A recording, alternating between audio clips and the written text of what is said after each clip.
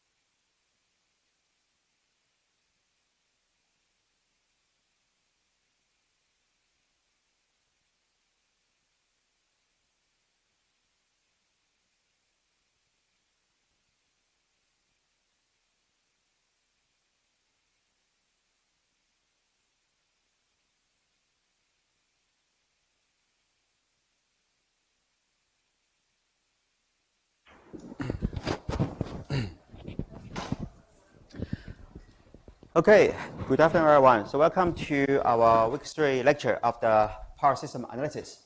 And today we are going to keep our discussion in the chapter 2. By the end of the lecture last week, we have already started the chapter 2 and just introduced a single bit of the transmission cables for the power transmission systems. So quick check. So this is our table of contents of chapter 2, and I think we just finished the section 2.1 and a single page of the section 2.2. In the first section of the chapter, we just introduced some general information regarding the transmission lines or cables used in the power system, like what is the power and what is the structure of the transmission cable. Pretty general information, not so serious, okay? But from the section 2.2 until the end of the whole chapter, we are going to face some mathematical models and some particular features of the different transmission cables. And let's just quickly move on to our contents for this week. Okay, this section 2.1 has already been done. And where are we? So I think we have already started the first page of the section 2.2, which is a short transmission line model. I just want to use this slide to help you to recall what we have learned. Okay. Of course, all the power systems we are going to face in this unit are three-phase systems, which consist of 3 individual phases. And these 3 AC circuits are coupled together. So this is the system we are going to face. But because we assume all the systems are balanced, so for balanced one, we do not have to work out the whole 3 phases individually. We need to just work out the important quantities for a single phase. And then by using the feature relationships between the line-to-line voltage, phase voltage, line-to-line current, and the phase current, we can work out what we want regarding the whole 3-phase systems. So in this slide, you can see we got one single diagram. This diagram is showing us a single-phase system. Of course, this is just one single AC circuit out of 3. And we are going to focus on what is the VS/VR. So VS denotes the voltage at the sending end. In other words, on the left-hand side of the equation, diagram, on the left-hand side of the diagram, that is the power generation part, the sending power. And on the right-hand side, this VR is denoting the voltage at the receiving side, the user of the power. And between the sending and receiving these two ends, we are using cables to make connection. The cable on top should be just the fire line, which is transmitting the power from the sending end to the receiving end. The line at bottom, which is just flat line, that is actually the neutron connection. But we mentioned in a typical three-phase balanced system, this neutral line is optional. You may just ignore that. But if you focus on a single phase out of the three-phase system, so we have to plot this neutral line to construct the whole system. Okay, so this is what we discussed. One more thing regarding the transmission cable on the top of the diagram. For a very short transmission cable, so lower than 80 kilometers. So because the transmission distance is so short, so compared between the resistance and reactance of such a short distance, the resistance will be very, very small. So remember last week I mentioned, for most of the cables we used, we are using the copper or some kind of materials, the metal, to be the conductors. For such kind of metal thing, the resistance is small. Compared with this small resistance, the reactance will be huge. So in most of the cases, for short transmission cables, we may ignore the resistance. Okay, we talk about later. On the top of the, in the diagram, on top line here, you can see we are assuming for this cable, the total resistance is R, and the total reactance is XL. And in other words, the impedance for the transmission cable for one single phase is R plus J omega L. This is what we have. And in the meantime, because the sending end will give the power through the transmission cable and give that to the users at the receiving end. So this power will be transmitted through the cable, and we have the current flowing through the cable. So actually, still in the top line of the diagram, you can see we have the IS and the IR. Of course, it's a little bit redundant for this diagram because IS and IR are equal for this diagram. But the reason we gave you these two different notations is when we move on to later part of this chapter, when we discuss the medium size or long size transmission cables, the IS and IR will be different. So because of that, so we gave the different notations here. So we need to understand this IS is the sending end current given by the power generators. And this IR is the receiving end current, which is received by the users. And so at the bottom of the slide, you can see the relationships between voltage. I think the first equation is pretty easy. Vs equal to VR plus Zi. Vs, sending end voltage. VR, receiving end voltage. But between the sending and the receiving these two ends, what happened? Okay, the transmission cable is consuming some potential, the voltage potential. But how much does it consume? Okay, we are using Ohm's law. Using the current multiple the impedance to get the voltage drop across the cable, Z by I. And then this gives us such a relationship, Vs equal to VR plus Zi. But because the Z, the impedance, is the resistance R plus J by XL, so we can just put Z equal to that thing into this equation.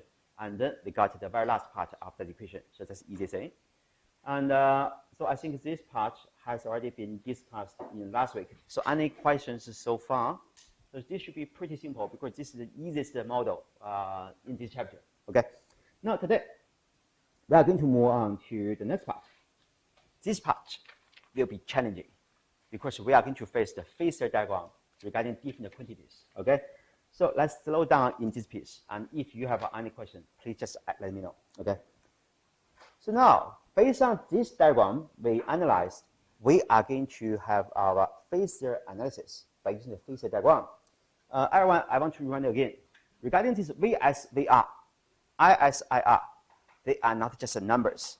They are vectors having both of the magnitude and the angle. And because you are using complex load, so the angles may be different one by one quantity by the other one. So next one, we are going to see the relationships between these quantities in phasor diagram. In this page, we got three diagrams. Let's start from the first one.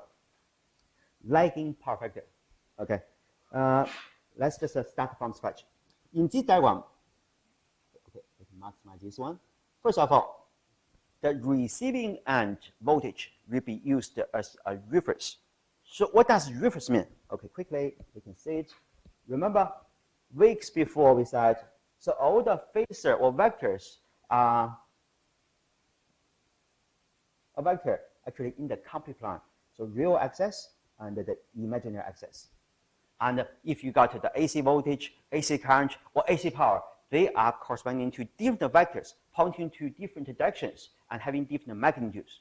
By the way, aside, we always use the positive direction of the real axis as reference. For example, I gave you one thing here, because say this is a VR. So this VR is overlapping with the positive axis of the real axis. This is the 0 degree vector. So in other words, at this moment, VR has some magnitude of it, followed by the 0 degrees phase angle. And when we talk about this slide, we say the VR is used as the reference.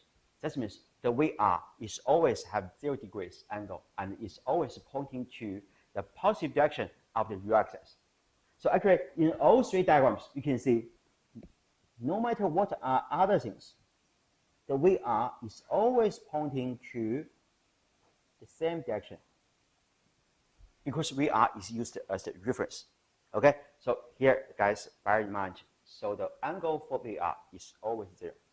And all other vectors will be compared with VR because this is reference. Okay, 1 second. Okay, we don't need this thing at all. Leave it alone. Okay, now let's have a look at the relationship of other quantities with respect to VR. In the first option, we say we got a lagging power factor. Lagging power factor. What does lagging mean? Lagging means the current lags voltage. Lagging means something is behind the other thing. If the current is lagging the voltage, so the current angle is smaller than the voltage. But voltage is now used as the reference vector. So the current correspondingly, because the angle of that must be smaller than the angle of the voltage. So you can see our current is pointing here. The angle between this current and the reference voltage, this angle must be negative, so smaller than 0. So current is lagging the voltage. Okay. Okay, this is the condition we have. By the way, so our discussion regarding these phasor diagrams are related to our short transmission cable model. In other words, we are focusing on this diagram. Okay, so this is the background of that. So keep going. What's next step? Next step is to think about the voltage drop across the transmission cable. We said the transmission cable impedance Z is equal to the resistance of the cable plus J multiple the reactance of it. And this can be divided into two things. One is R, resistance. One is reactance, XL. Let's talk about the resistor. I got one question for you. If a current, so AC current with some angles, if this current is flowing through a resistor, will the voltage of the resistor be pointing to the same direction with current or not? Why?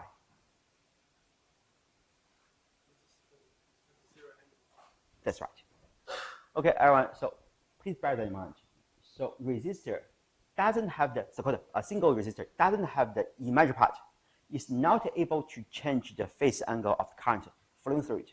If an AC current flows through the resistor, the voltage across the resistor must be pointing the same direction of the current flowing through it. So here, if you focus on resistor only, resistor multiple the current give you the voltage across it. But you can see this voltage across resistor is pointing to the same direction as current. As I said, resistor is not able to change the angle. Okay, that should be very easy to understand, right? And of course, it depends on different value of the R. The voltage may be changed, scale down or scale up. That's another story, okay? So this in here. So you can see these two vectors. One is the current, one is R by I, are in parallel between each other, pointing to the same direction. But you may have a question. Why do you put the R by I at the end of the VR? So why these two vectors are linked like this? The reason is we go back, okay? See here, VR is the reference. R by I is the voltage consumed by the resistor of the cable. So R by I is here. But if you want to determine where is the voltage supplied by the sending end, so you are going to add up three vectors one by one. So VR plus R by I plus this thing. If you focus on the first two vectors, VR and R by I, we are going to add up these two vectors. Okay, how to add up two vectors? Vector X is getting here. Vector Y is getting here. So where's X plus Y? X plus Y should be the diagonal direction of the two vectors. This is X plus Y, right? Similarly, you can do the same thing. X is still X, but this time I put the Y to the end of the X. This is Y. So where is X by Y? Where is X plus Y? X plus Y is same. It's pointing here. The reason I put the second vector at the end of the first vector because I want to determine what is the summation of these two. Okay? So in other words, in this diagram here, VR is given as the first element. I want to use the VR plus the second term, which is the R by I. So I put the R by I, the second vector, at the end of first vector so that I can determine the summation of these two, which is given roughly this. So this dashed line vector should be VR plus R by I, two vectors. So far so good, everyone? Easy. But this is not the end because in the equation we have one more term, which is the voltage drop due to the reactance. The formula is simple. It's just IXL by the I. But I want you to pay your attention to this. So what's that? It's just a single J. But if you are using the XL is just a value. It's just a constant number, so leave it alone. This capital I, this capital I is actually magnitude of the AC current with the angle theta I. This is a vector, right? When you use this thing to multiply a constant, okay, it will scale down or scale up, whatever. And then multiply the J. What does J mean? How much? Yes. A single positive J is corresponding to a positive 90 degrees angle change. In other words, the reactance is able to change the angle. And how much is changed? Positive 90 degrees. Okay, let's have it here. Sorry, I want to just make the graph more clear, okay? So I just wipe out this thing and draw that more clear. So we have said, in the first two terms, we are adding up the VR and the XL. So this right line vector is actually VR plus R by I vector, this one. And then we are going to add up the third element, which is J by XL by the current I. Because of the J, so we need to rotate the XL by 90 degrees. From what? From the angle of the current I. If this is the angle of the I, by rotating it positively 90 degrees, you are turning this vector to this direction. Make sense? So this is what does that positive J do. Using the J, we are rotating the direction of the current to this way. And then this direction is right. This angle is actually the angle of the current plus 90 degrees. The size is just XL by the magnitude of I. Okay, so this is why we derive, or how we derive the direction and the magnitude of the third vector. In this case, everyone, so I want to draw attention to this part. This JXL by I must have, again, 90 degrees angle difference. This will be important for our future discussion. Bear that in mind, please. The reason is because of the J involved. Okay. Okay. Okay. This part is just some redundant thing. You have known that. We remove that. So far, what we have is, so VR plus the R by I vector is ready. So that is the kind of horizontal vector. And we have already known the third term, which is J by XL by I, is pointing to this direction. But if you want to determine what is the sending end voltage, you need to add up these two things and the third vector together to get the Vs, right? The same issue. If you got two vectors, one is a VR plus RL here, the other one is J by XL by I. So the summation of these two vectors should be the diagonal direction. This is the Vs. Okay, everyone, do you understand what I'm doing regarding this phase diagram? Okay, do that. This is just for you to know how to draw the phase diagrams. So we are going to use the phase diagram many times in our class. Okay. Okay, this case for the lagging power factor, lagging again, current lags voltage. But another case is leading case. If you got a leading case, so current will be leading the voltage. You can see VR is still the VR, the horizontal reference vector. And this time, for leading case, the current have a bigger phase angle than the angle of the voltage. You can see current is changed to here. And then repeating our procedures, calculate what is the R by I. So the voltage drop due to the resistance. This one is in parallel with the current vector. And then evaluate what is the voltage drop due to the reactance of the transmission cable. And add up all these three vectors together, you are getting the Vs here. Very general thing. So if you understand the first diagram, this one should be fine. Again, don't forget, this term, J by XL by I, is always positive 90 degrees leading than the R by L. Yeah, that's right. Yeah, 90 degrees leading. Okay, 90 degrees leading. Okay, is that right? Oh, good. And for the middle case, when you got the unity power factor, the unity power factor means power factor is equal to 1. But this is corresponding to the cosine theta equal to 1. If the cosine theta is 1, the theta equal to 0 degrees. If the theta is equal to 0 degrees, so that means the current and the voltage have the same phase angle, so they are in phase. For such in phase case, you can see the current I is pointing to the same direction as they are. Then remaining things are the same as what we have analysis. Is that okay, everyone? So I think this part is okay, manageable. Okay. Any questions? Is the angle for I and Vs always the same for the I and Vs. No. It's just a general diagram, right? But no, we don't guarantee this one. So the angle of the current may be different. Generally, will be different from the angle of the Vs. Depends on your load. Depends on the impedance of the cable. This is just general thing. Okay.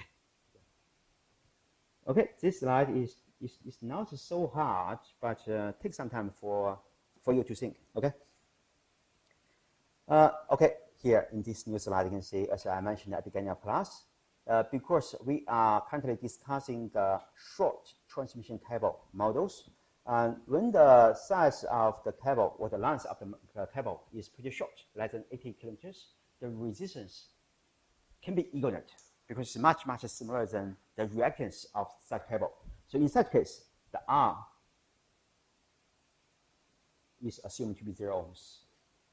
And then the impedance of the cable is equal to R plus J by XL, right? But R is 0, so this is equal to JXL only. For such case, if you want to draw the phasor diagram, okay, guys, we go back a little bit. Then you do not need to consider the voltage drop across resistors because this part will be 0, but other things remain same. Okay. Okay. So in such case, because the resistance of the cable has been equivalent, so the receiving end voltage should be just the sending end voltage minus the voltage drop consumed by the reactance. So easy to understand, right?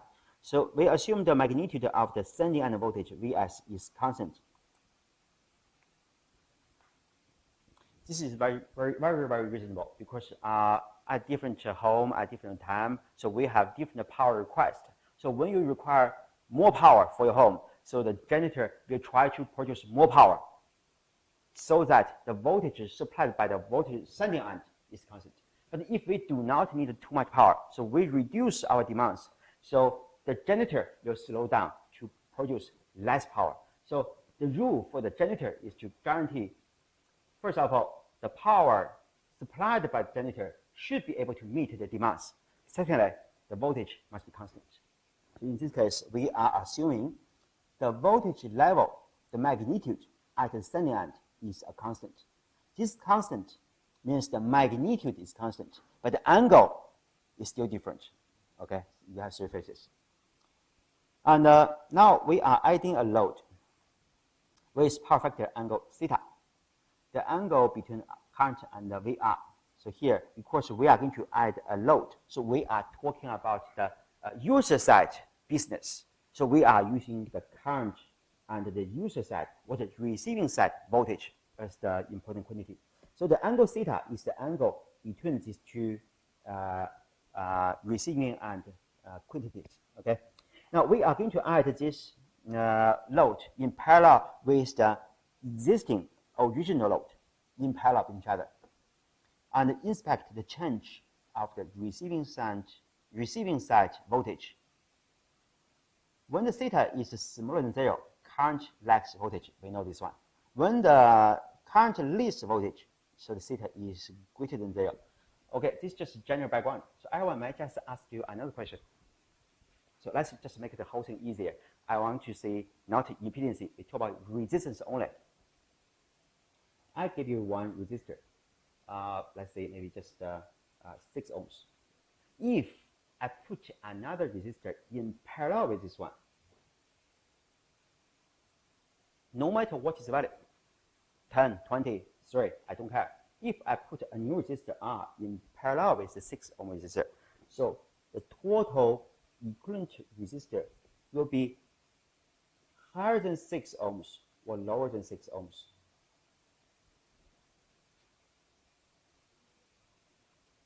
Going up or going down? Should be low. Yeah. Yes, that's right. So everyone, so we are going to use this rule, okay? So if you put a new load in parallel with the current existing load, the total equivalent load will drop down. Okay, so this will be used in our next discussion. Okay, now you got a completed view.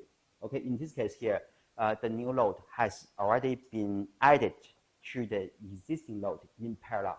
The total equivalent load has already been decreased. Okay, now actually in this case here in this diagram we have two phasor diagrams. The first one is for the original system before adding the new load. That's what's given here. So follow me. VR, the reference vector. Vs is given here, and the other edge is the voltage drop because of the reactance of the cable. We do not include the resistance of the cable because this is a short model and that is approximately 0. Okay, this yellow triangle is for the original system, which has one single load. But now we are adding one more load, which is in parallel with the existing load. We want to know what happened regarding the VR, Vs stuff. Vs is easy because we said the sending end voltage is supposed to be a constant. The magnitude doesn't change. So you can see here, no matter what changes regarding other things, the Vs magnitude, so this is Vs from the original system, right? This is the Vs of the new system after the load is added. The size of these two vectors are the same. So along a circle of arc or circle shape, the same size, but the angle is changed. Does this make sense? Okay, make sense? Yeah. Now this just give you an idea, so we can just keep discussing. Okay, so this is not necessary, and this okay. And we have said this yellow triangle is from our original system. But we are adding a new load in parallel with the existing load. What happened? The total load got decreased at the receiver end. And if you go back to our circuit, you can see this part is going down. Vs remains to be constant. My question is, so what is the change of current? current is I is going through this one, right? So without this new load, this I equals Vs divided by the impedance of the line plus the impedance of the load, right? It's just a series circuit. But in this case, after you add this new load into this system, Vs is constant. The line was not affected, of course. The new equivalent load is going down. The position is going down. Then the bottom of Hall fraction is going down. Then the value of this Hall fraction is going up, right? So in other words, if you put a new load in parallel with the existing load, the current in the whole circuit is boosted up. It's going up, okay? So here you can see, okay, now I'm going to talk about the triangle for the new system. And this current I is for the original one. But after we add the new load, so the current is increased. The magnitude is enlarged. You may ask me why the direction of the new current remains the same. Because the question is saying the new load has the same power factor angle. Assumption. We want to simplify the whole thing, right? But so if that pointing to the same direction, so we just increase the magnitude of the load. But in the meantime, we are reducing the load magnitude. But in the meantime, the magnitude of current is increased.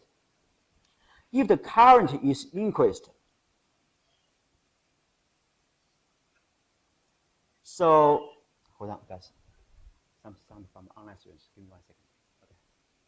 I'm to mute online students.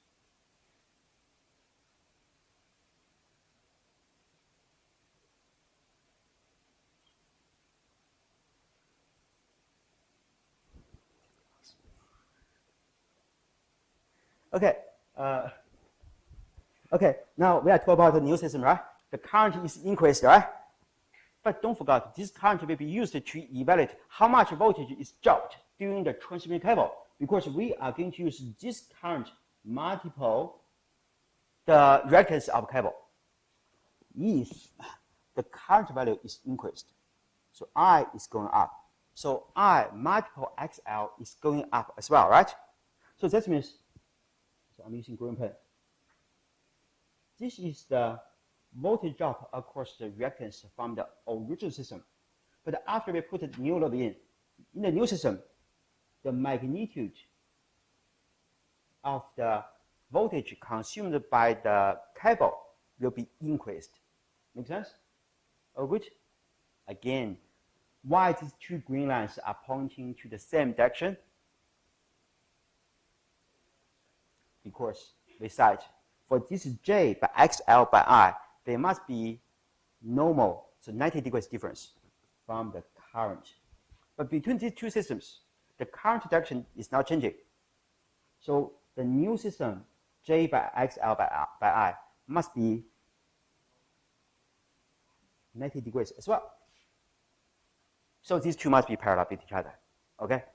Now what we have is, we have known the voltage drop due to the reactance of the cable is going up. We go back a little bit. We go back to this diagram, okay? Now we are talking about voltage. The total voltage is not changing. This is going down. And we have known the voltage for the cable is going up. So what will be the change of the voltage across the load? You have total voltage at the sending end, but now you have to give a larger total to the transmission cable. So what is the voltage left for the load? It should be lower, right? So you can see here, the voltage in the new system for the load is less than before. Okay, it's less than before. Okay, now we have understood everything. We have less VR in the new system, but we have more power or voltage given to the cable. And the summation of these two things is the total voltage supplied by the source. But this is supposed to be same. Yeah, this is everything. Is that okay? Good. Everyone make sense? Oh, good. Fine. Okay, on the right-hand side, you can see the summary regarding what I explained to you. The same thing. Quickly, let's go through that. Okay. So for the lagging load, so the voltage at the end of the line voltage decrease significantly. So where is the decrease? I know this is massive, so I can show you. Okay, I just clean this part. The decrease of the VR voltage is the difference between these two magnitudes. It's change of the VR. Okay, and the equivalent receiving end impedance reduces because they are in parallel, and the current got increased as I mentioned, Ohm's law, and same angle and larger magnitude, and the Vs is supposed to be constant, and based on the trigonometric relationship, so Vi equal to Vs minus the voltage consumed by the reactance of the cable. So we can see VR is changed to VR prime, which is shorter. Finish. Okay. And the next two slides are talking about the other two cases. For example, if you've got a unity power factor new load, so what happened? So in this one, you've got a unity factor, and we are going to add a new load in parallel with the existing load. The same story, and we just repeat it again. Because we got a unity factor, so the angle between the current and voltage is 0. You can see the current is pointing to the same direction as the VR. So this in here. And the voltage consumed by the reactance of the cable is like this in the original system. And the summation of these two vectors give us the Vs. So this right triangle is for the original system.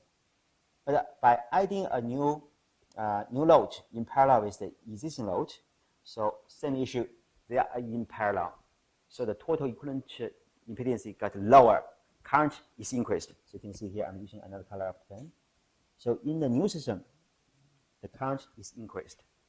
Current is increased by using the current multiple the reactance of the transmission cable. So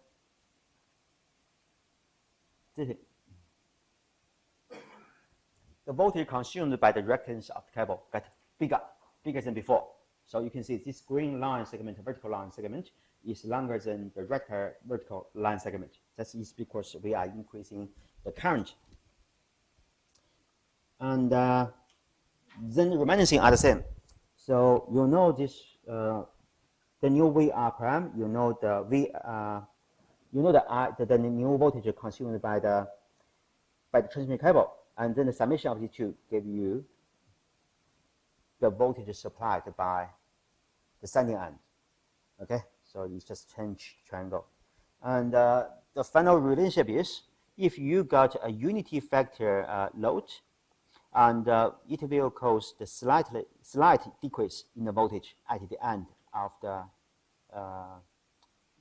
receiving end voltage VR. You can see the small difference here is a change of the voltage at the receiving end. And the equivalent receiving end impedance reduces because they are in parallel, and current is increased because of Ohm's law, same angle, larger magnitude, remain same. And Vs, again, constant. And same relationship, so VR is changed to VR prime, which is slightly shorter than before. Okay, I don't want to just repeat the whole procedure again because you have already understood it. Okay. Good. Yeah. So our last one, we have discussed already a lagging case, unity case. This is the leading case. Nothing new. Same procedures. Just remember, we are using the leading case. The current is leading the voltage, so it's pointing to the positive direction here. And again, I don't really want to repeat again, so you guys have already know that, right? Okay. Might skip this part, everyone? Oh, good? Yeah, fine. But the summary, you must know the summary, okay? So if you are using a leading load here, so the VR will increase, will go up. Now, actually, we have three cases. If you got a lagging load case, the VR, the receiving end voltage, will go down significantly. If you got a unity case, so the VR, the receiving end voltage, will go down slightly. But if you got a leading case, the VR will go up. Okay, based on our analysis. Okay. Okay, this slide is another easy topic. So we just want to introduce you to, two tools to analyze the efficiency of the system. The first two is called voltage regulation. The formula calculating this is called VR. So voltage regulation is using VNL minus VFL minus divided by VFL. So you need to understand the notation, the meanings of this notation. What does no NL mean? NL means no load. Okay, quickly, let's go back to the diagram. Where's our diagram? Maybe this one is better. So yeah, you can see here. Actually, in this diagram, we just show you, okay, VS, VR, IS, IR between the sending end and the receiving end. We didn't show you any users in the system. In other words, at the receiving end, you can't see any like the load impedance, resistor, reactance. No, nothing. At the receiving end, it's just open. What does open mean? Open means no load is added. But in our later diagram, you can find a different story. So the left-hand side remains the same, but on the right-hand side, we are giving some load impedance, say load into circuit. So this means we are adding load into the circuit. But for the formula calculating the voltage regulation, we need two things. One is the voltage of the no load. The other one is the voltage of full load. The no load means the load is not added. So in other words, we refer back to this diagram. The load is not existing in the system. But in such case, for short transmission cable model, what is the no load voltage? In this diagram, what is no load voltage? The no load voltage in this case is just a VR.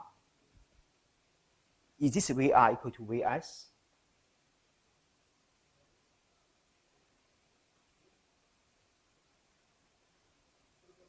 I repeat again, okay, I repeat again.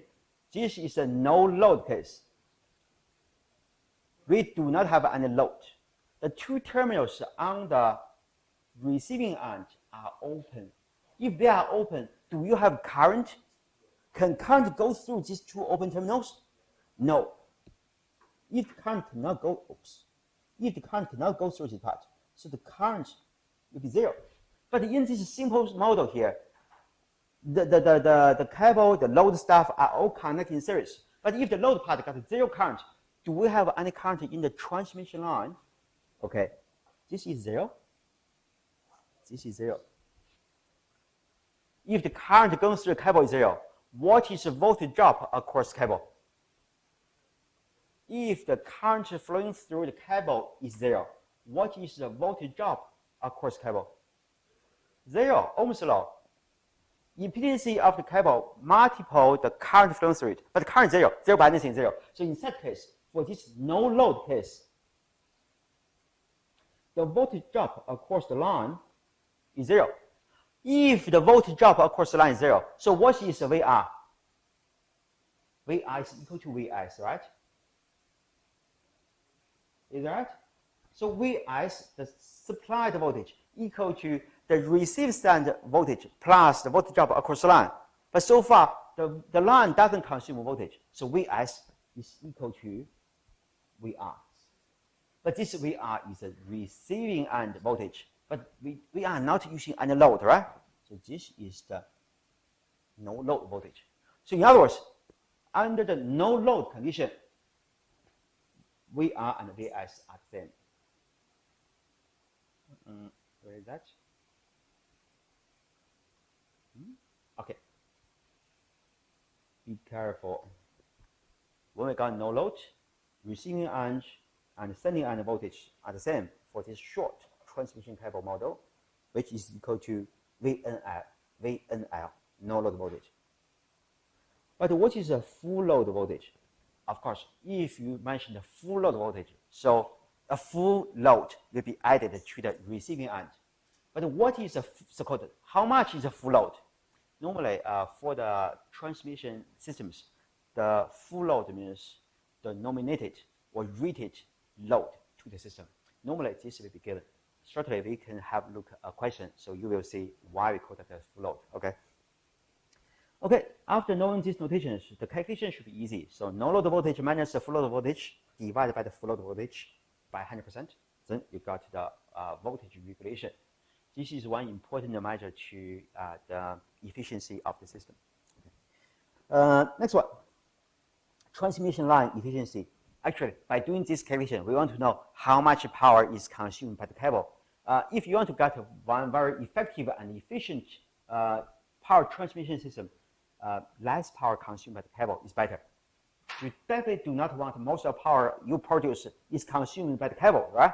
So most of the power should be given to the users. So we are using the power efficiency or transmission line efficiency to evaluate how much real power from the output of the cable, in other words, user side, over the power input to the cable, in other words, the sending side. The ratio of the two is indicating the efficiency of your cable. Of course, bigger is better. If you got a larger value here for this efficiency, that means you are giving large portion of the power to the user rather than the power cables. Very simple, right? That's okay? Okay, this slide is not new anymore. So actually in last week, we have already done a discussion regarding the power evaluation. Here we are just repeating it again, but we are dividing this discussion into two parts. So because so far the cable is not ideal, cable is consuming some power. So we have to divide our question or discussion into the sending end situation, the generator part, or the receiving end or user side situation. So on the top, the first two formula of this in this slide is saying how to evaluate the real power generated P in and output, that is the receiving end calculation. In the first formula, P in, that means how much real power we gave into the transmission cable. Because the input part is at the sending end of the system, so we are using three phases, right? Multiple Vs, this Vs is sending end voltage. Multiple Is, the sending end current by cosine theta s, the sending end phase angle difference to do the calculation, easy stuff. And the later part of the equation is using the line-to-line quantities of sending end to do the same calculation. Okay, guys, let's skip that. And the next formula, the second one, P out. This P out means the output real power from the cable. That means the receiving end is equal to roughly the same formula, but we are using the receiving end voltage current to do calculation. And the later two equations in the slide are talking about the calculation of the reactive power. I don't need to go through it again, right? Easy. Any questions regarding this slide? Should be very simple because last week we have done some examples. Should be okay for you. Okay. But before we move on quickly, I want to just double check if you really know this or not. Okay. Everyone, give me your response, please. Is this phase voltage or line-to-line voltage? Yes.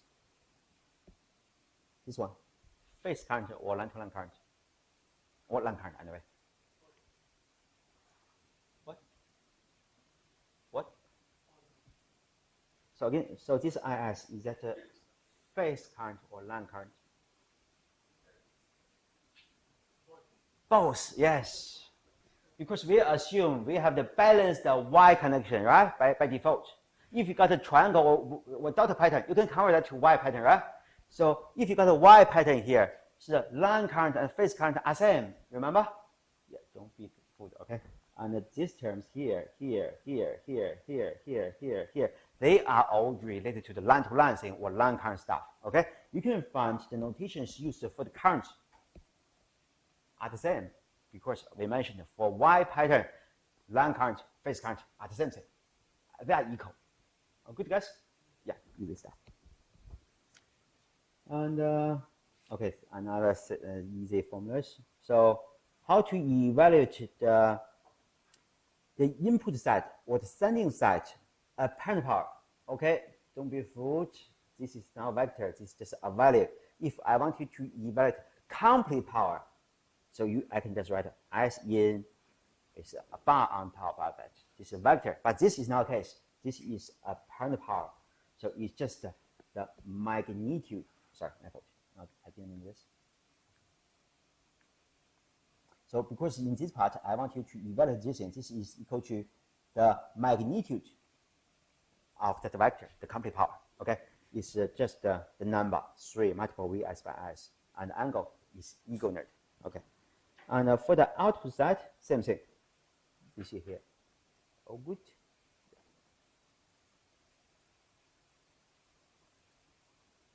I know I have just asked you guys many times, but I want to do it again. Phase voltage or line voltage? Phase? Both, right? Yeah, don't be fooled, okay? Again, so this part will be tricky sometimes. If you see a lot of conditions in a single question, you must be able to know, okay, I want to use the phase current, I want to use the phase voltage, or line-to-line things. So you must be very clear on this thing, okay? Okay, this part is easy. And I think this page is also simple. We just summarize all we have discussed in this single slide. And so by ignoring the line resistance R, the reason is the reactance is much, much bigger than the resistance for short transmission cable, okay? The phase diagram is shown below. So you can see we always use the VR as the, VR is used as a reference, always pointing to the positive horizontal direction. And the current, in this example, the current is lagging the voltage, okay, lagging case example. And then we calculate what is the voltage drop across the transmission cable reactance and what is the voltage supplied by the generators. So this is what we have discussed before. And based on the geometry of these triangles, we are able to derive some important relationships, which is given here. So Vs multiple sine delta. So where is that? Vs is this vector given here. The delta angle is this angle here. So Vs by sine delta is giving you this vertical edge within triangle. But in the meantime, this small vertical red color segment can be determined within this small triangle. Because we know this edge is the XL by I, is magnitude.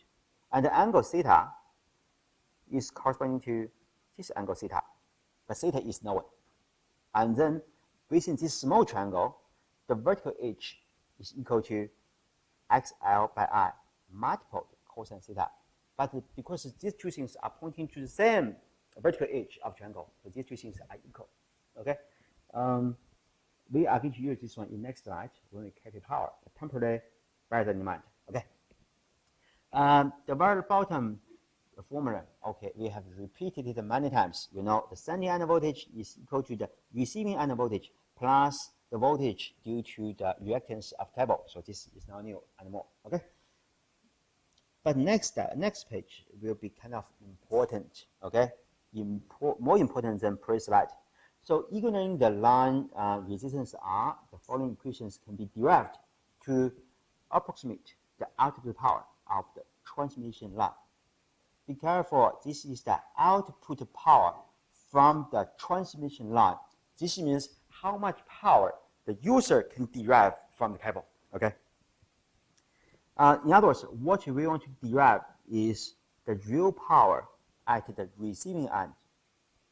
By using the formula, this real power equal to the receiving side voltage by the receiving side current by cosine theta. So this is the formula we used many, many times, okay? But here you can see we can find one important relationship to substitute the IR by cosine theta. Remember that small triangles we mentioned in the previous slide? So we derive such relationship.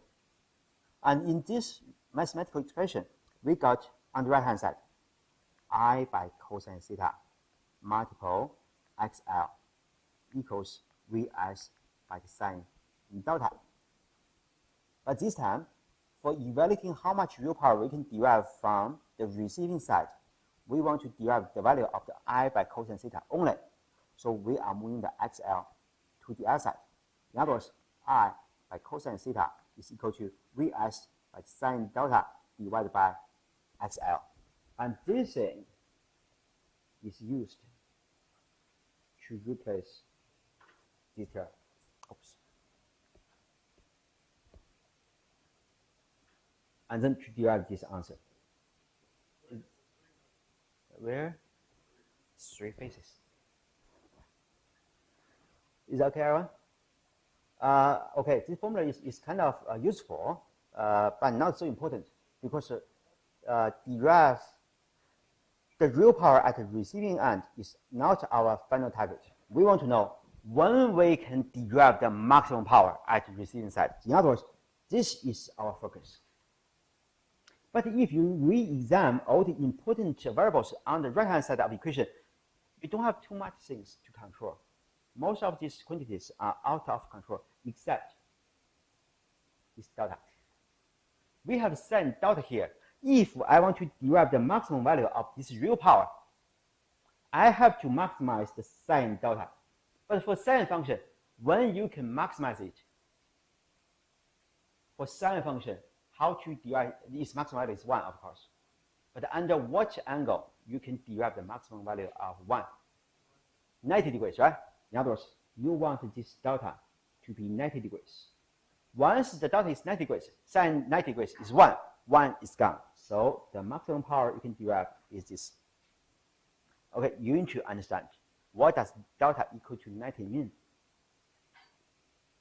Where's delta? Okay, I can clear the view. Delta is this angle.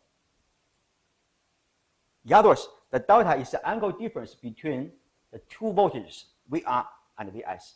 If the angle between these two vectors is 90 degrees, so at the receiver side, we can get the maximum power. How much is it? Here. Okay, everyone, have a 10 minutes break, please. And after you come back, we are going to keep discussing. Okay, online students, so we are going to have a 10 minutes break. So after we come back in the next part, we are going to keep discussing the next part. Thank you very much.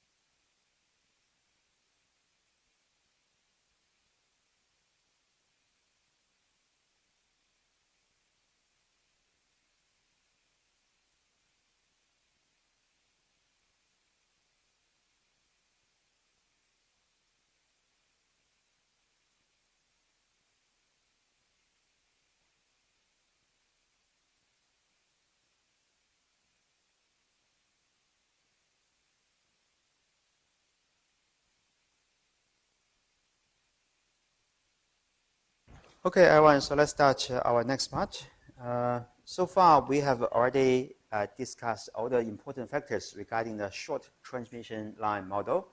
And next, one simple example. So I hope you can enjoy this one. Should be very easy. So in this question here, 210 kilovolts, 150 milliwatt VA, 6 hertz three-phase transmission line is 140 kilometers long.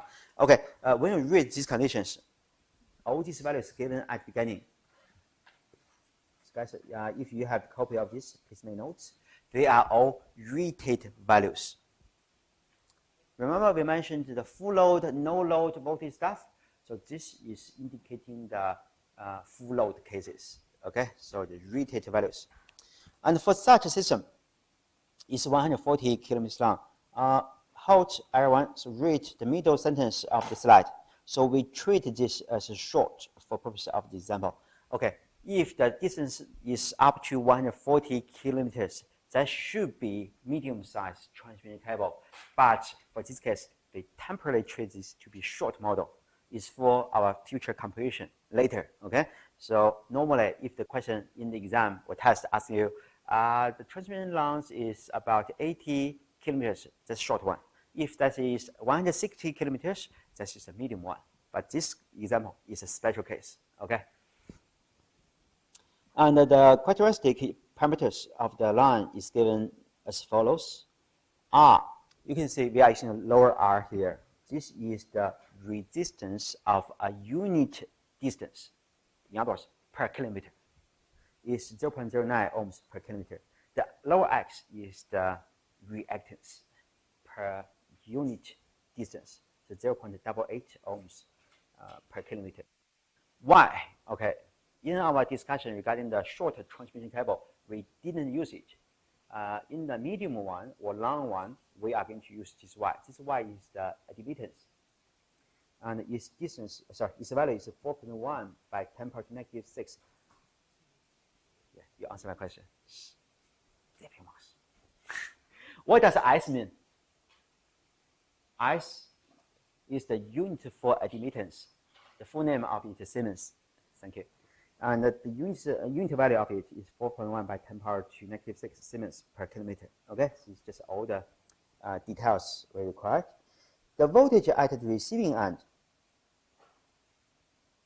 of the transmission line is 210 kilovolts. So this 210 is the same as the 210 we mentioned at the beginning of the question. Although this transmission line would normally be considered as medium size, so in this question only we treat that as a short. Okay, what does it mean? Okay, that means you do not need to consider the lump capacitors. You have not learned that yet. So in the medium one, shortly, we are going to have a look at the difference between the short one and the medium one. For medium one, quickly, I can show you. Okay, this is a medium transmission cable. These two things are new compared with the short transmission cable. And these two are called lumped capacitor. But because we are assuming this one to be short temporarily for that example, so these two capacitors are temporarily equivalent. So in this example we mentioned for this section, you do not need to really worry about this admittance too much, not used in this example. Okay. Part A is asking what is the series impedance and the shunt admittance of this transmission line. It's so easy. You have already known these values per unit size and the multiple the total size. So you got all this resistance, reactance, and admittance of the cable. Can I skip this? It's really so easy. Just use the unit size value multiple the total size 140. You got the final result. Oh, good. Just be careful with the units. So in the impedance, so Z equal to R plus J multiple X, right? For both of the resistance R and the reactance X, the units must be ohms. Oh, good. But for the admittance, that's equal to, I think maybe G plus JB. For both of G and B, they must be in the units of Siemens.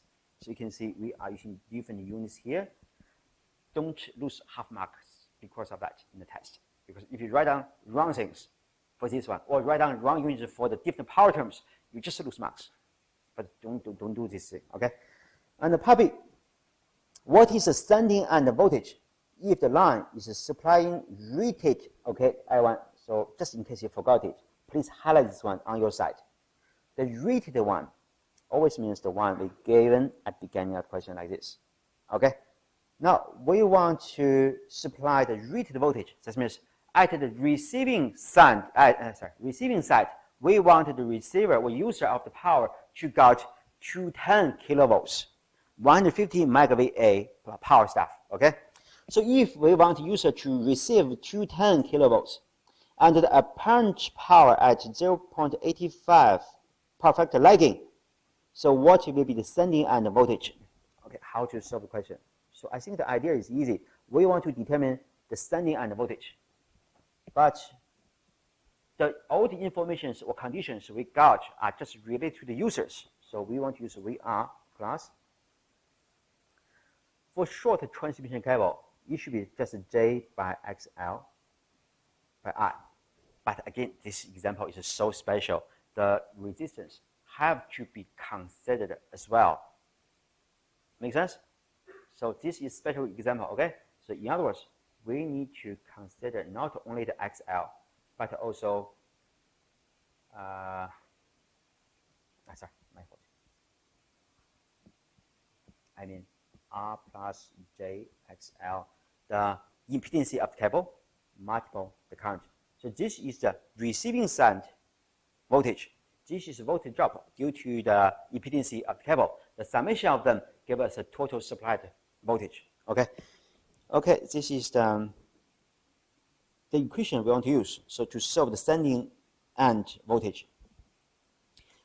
But in this question here, VR should be pretty easy because we mentioned we want the user to have 210 kilovolts voltage. And we use the VR as the reference one all the time. So this VR should be 210 kilovolts. How about we just always use kilo for all the terms here? So we temporarily save this K, okay? We save K here. So 210 kilovolts followed by 0 degrees because VR is reference, okay? Plus, in the part A of the question, we have already evaluated for this 140 kilometer long cable, what is total resistance? What is the total reactance? So this value and this value, the R and XL, have already been solved in part A. So I don't copy numbers anymore. They are given here, so we know that. The only thing left is current. If you are able to know the current, put this value into this formula, we are able to determine what is the voltage of the sending end. Is that okay, everyone? Oh, good? Yeah. But how to determine this current? Based on the conditions given in the part B, we have been given, okay, the power. So the apparent power, 150 MVA, should be received by the receiver, by the user. The power factor is 0.85, lagging. How to use this knowledge to solve the current? So here, again, this easy question. What current is it? For short transmission cable, this current remains same between the sending end and receiving end. So it doesn't matter. So if you focus on the receiving side, the power, apparent power anyway, we just use S anyway, of the receiving side is equal to what? Okay, guys, is that right?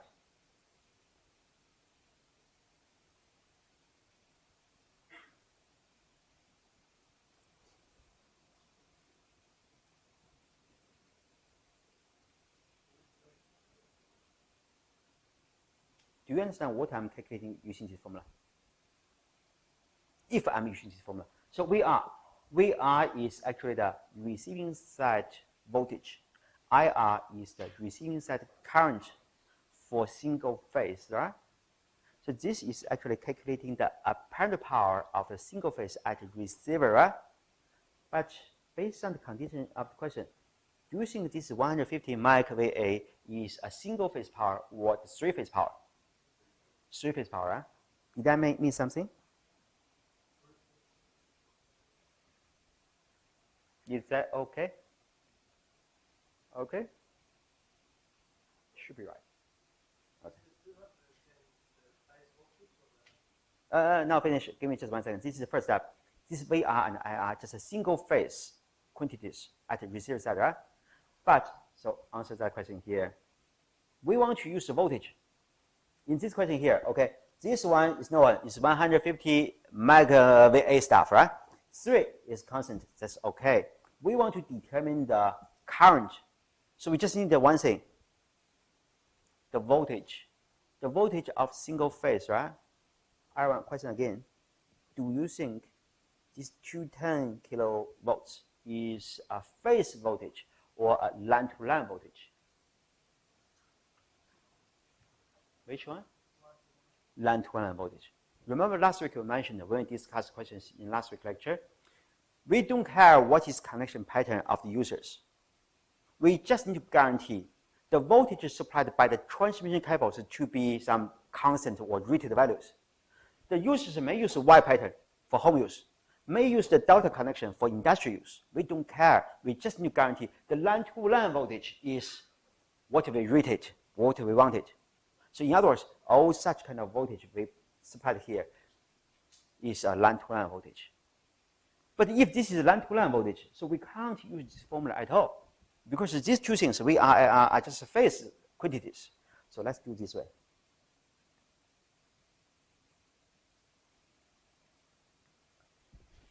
Same thing, right? I just divided the single thread into the product between two square root threads. And then, what is it?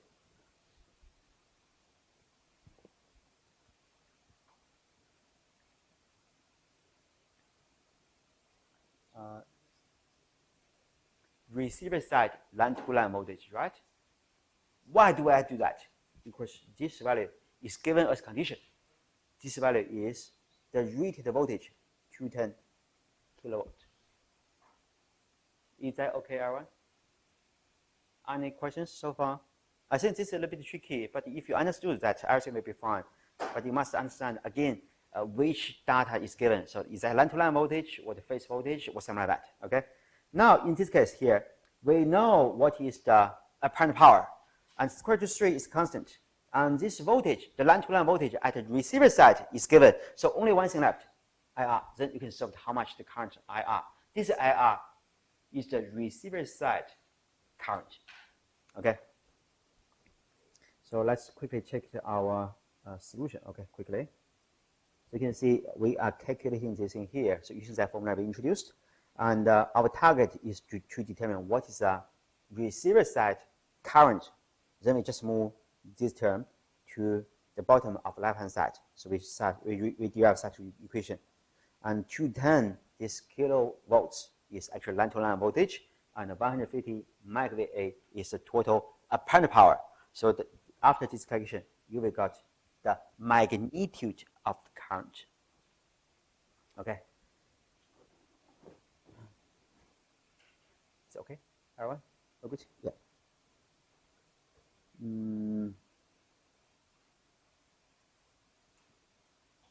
I think this part should be easy. What's the question asked us to do? Okay, now finish it. Because so far, what we have derived is just how strong the current is, at the receiver side. But the angle for AC circuit will be important. So we need to determine what is the phase angle of this current IR. So knowing the magnitude is not sufficient. So how to determine the angle of it? Let me double check that.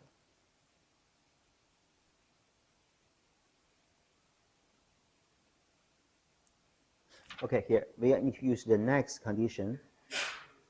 This is 0.85 power factor. Lagging has not been used yet. So what does it mean? The 0.85 power factor lagging. So from this thing here, we can know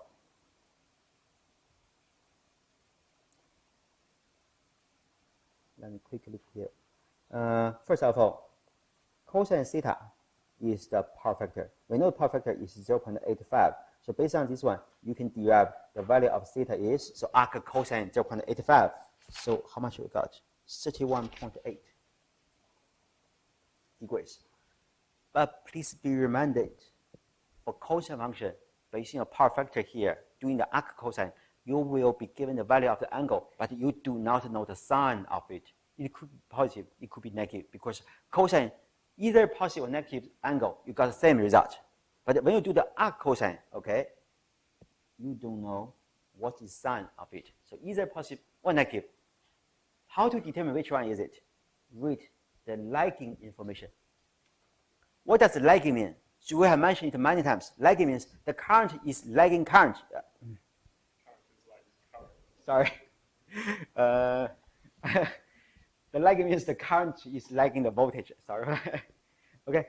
So lagging means the current lags voltage, right? Current lags voltage means the theta angle of current must be smaller than the angle of the voltage, right?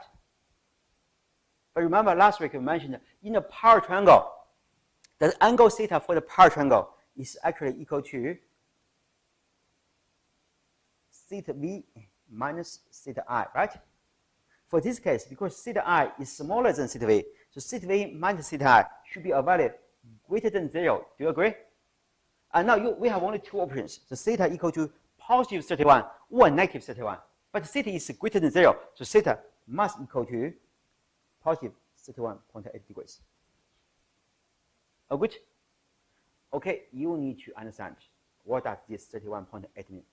This 31.8 is theta v minus theta I. Oh, good? Is that right? What is theta v, Ivan? Remind me, please. What's theta v? Theta v should be the angle for the AC voltage at the receiving side. But remember, we are using the VR as a reference vector. It's always 0 degrees, right? If the VR has 0 degrees, that means theta v is equal to 0. So what's the theta I?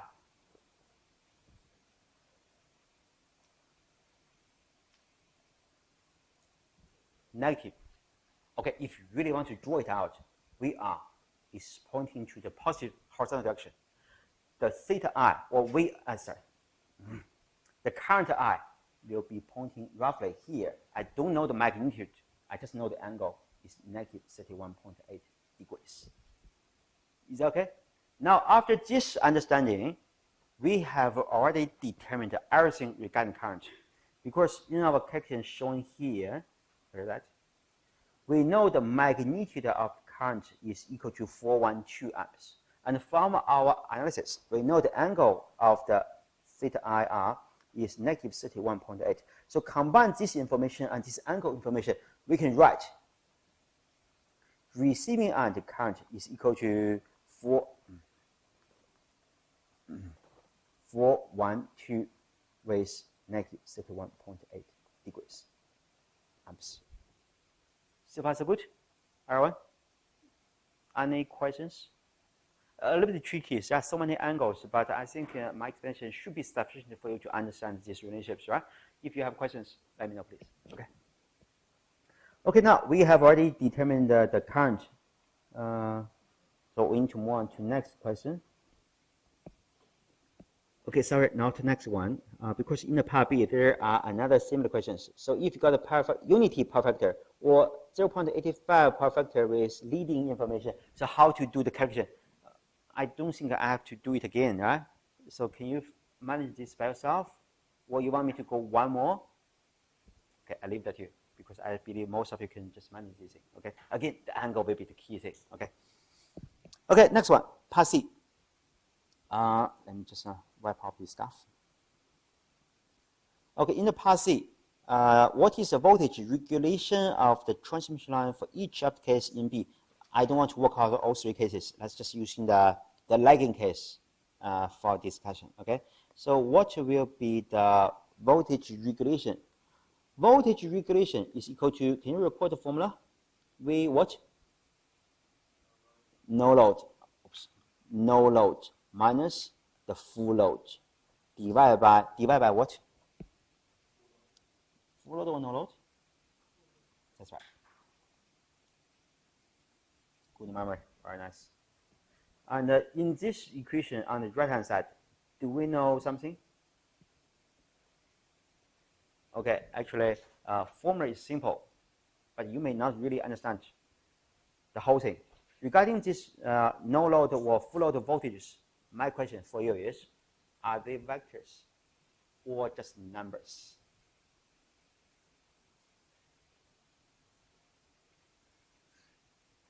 Okay, guys, again, reading formula is easy, but understanding it will take some time. Okay, for this calculation, they are all numbers. So how strong they are. So what are the magnitudes? No angle at all. Okay, so in other words, don't worry about the angle for no load and full load voltages. Okay, and I think for this formula, the easiest thing is these two so-called full load voltages. Why? Because the full load voltages are actually the rated voltages. But in this question, at the very beginning, we know at the user side what is the rated voltage, which is 210 kilovolts. So actually, these two numbers has already been given, which is VNL minus 210 by 100%. Okay, this is the easiest part. But next part, what is no load voltage? What is no load voltage? Remember that formula now that from the diagram I showed you. So if you got the transmission side, you have the receiver side, but at the receiver side, we do not have any load connected to it. So that becomes open terminals. In such case, no current, no voltage drop across the cable. So the receiving side voltage is same as the sending side voltage.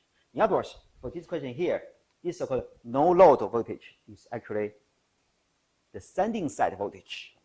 Minus 210 by 100%. Okay. So now the question is how to calculate this VS thing. Okay, now we need to borrow some space and to calculate VS. VS, the sending side voltage, is equal to the receiving side voltage plus the current multiple R plus J XL. Current has already been solved in our part B, maybe. I can't remember, part B. So for lagging case, for example, okay, you know this is 412 with negative 31.8 degrees. So we have done this calculation before. And R and XL are all known from the part B of question. So they are not a problem at all. The receiving side voltage, VR,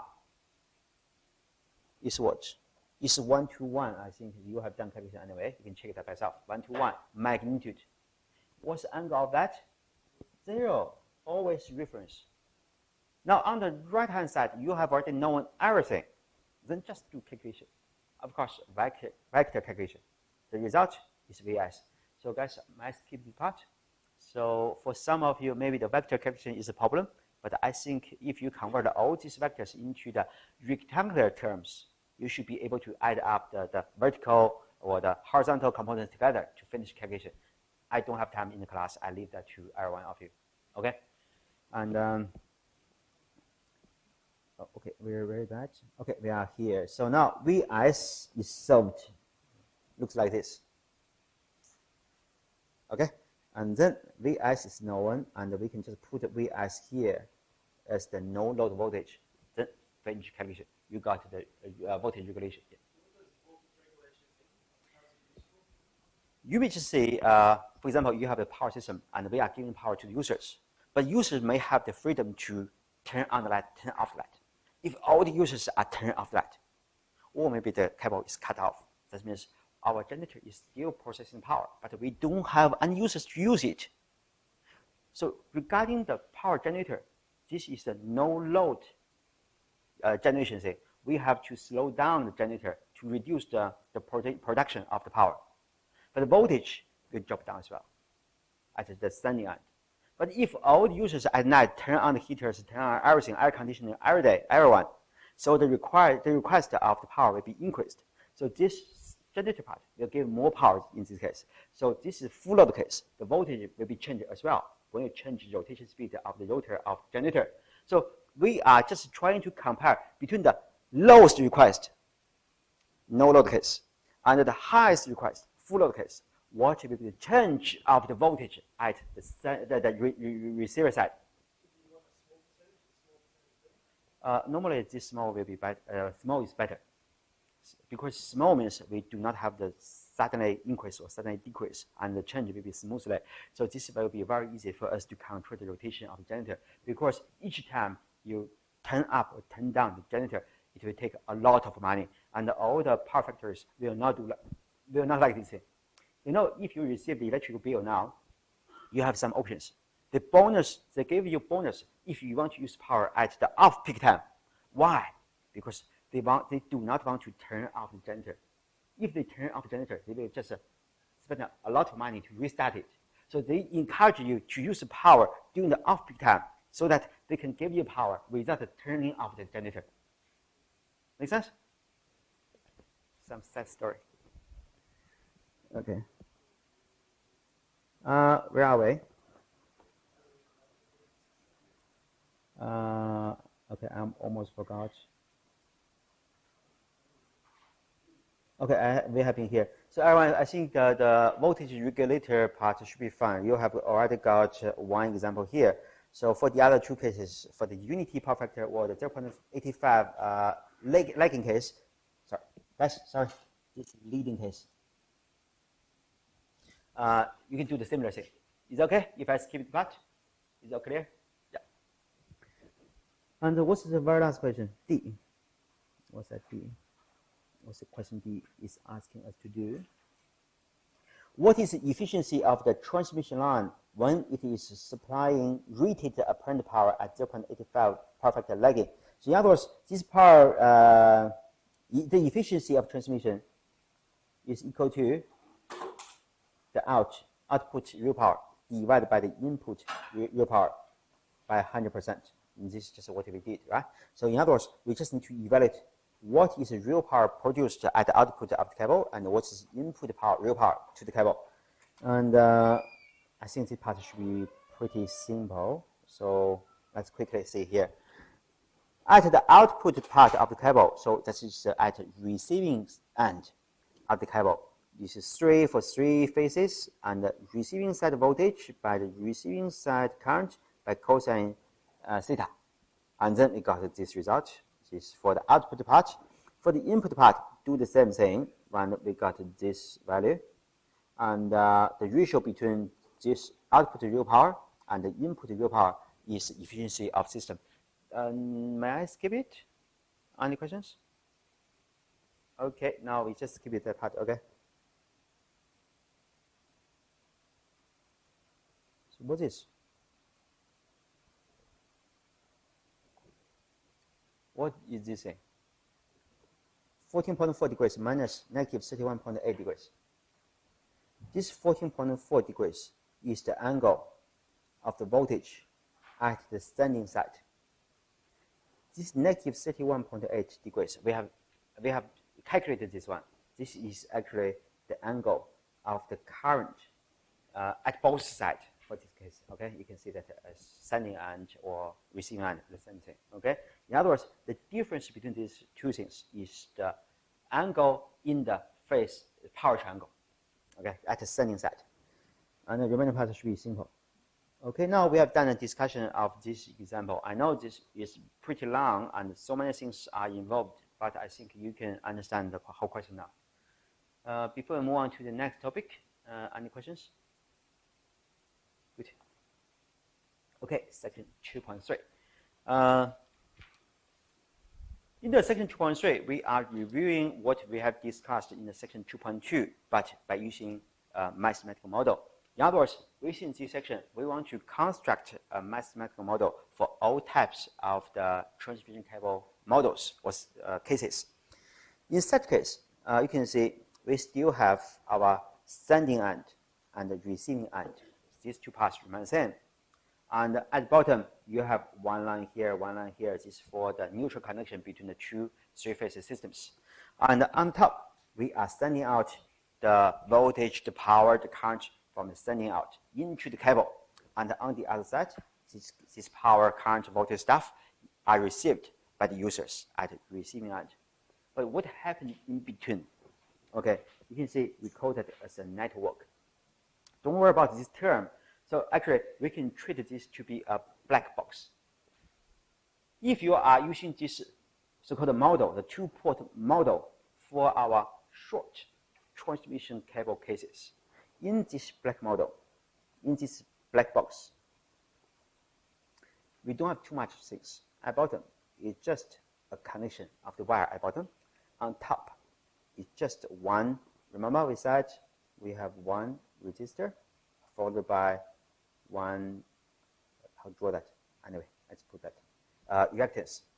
This is R. This is the XL. So actually, what we want to do is not to focus on the inside of the black box.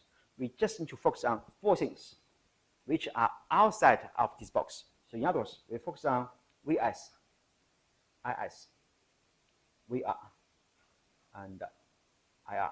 So we are going to focus on the relationships between these four factors only.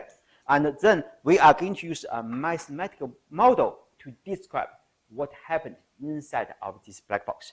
So that if I know VR, IR, by putting these two values into this mathematical model of this black box, I know the VSIS.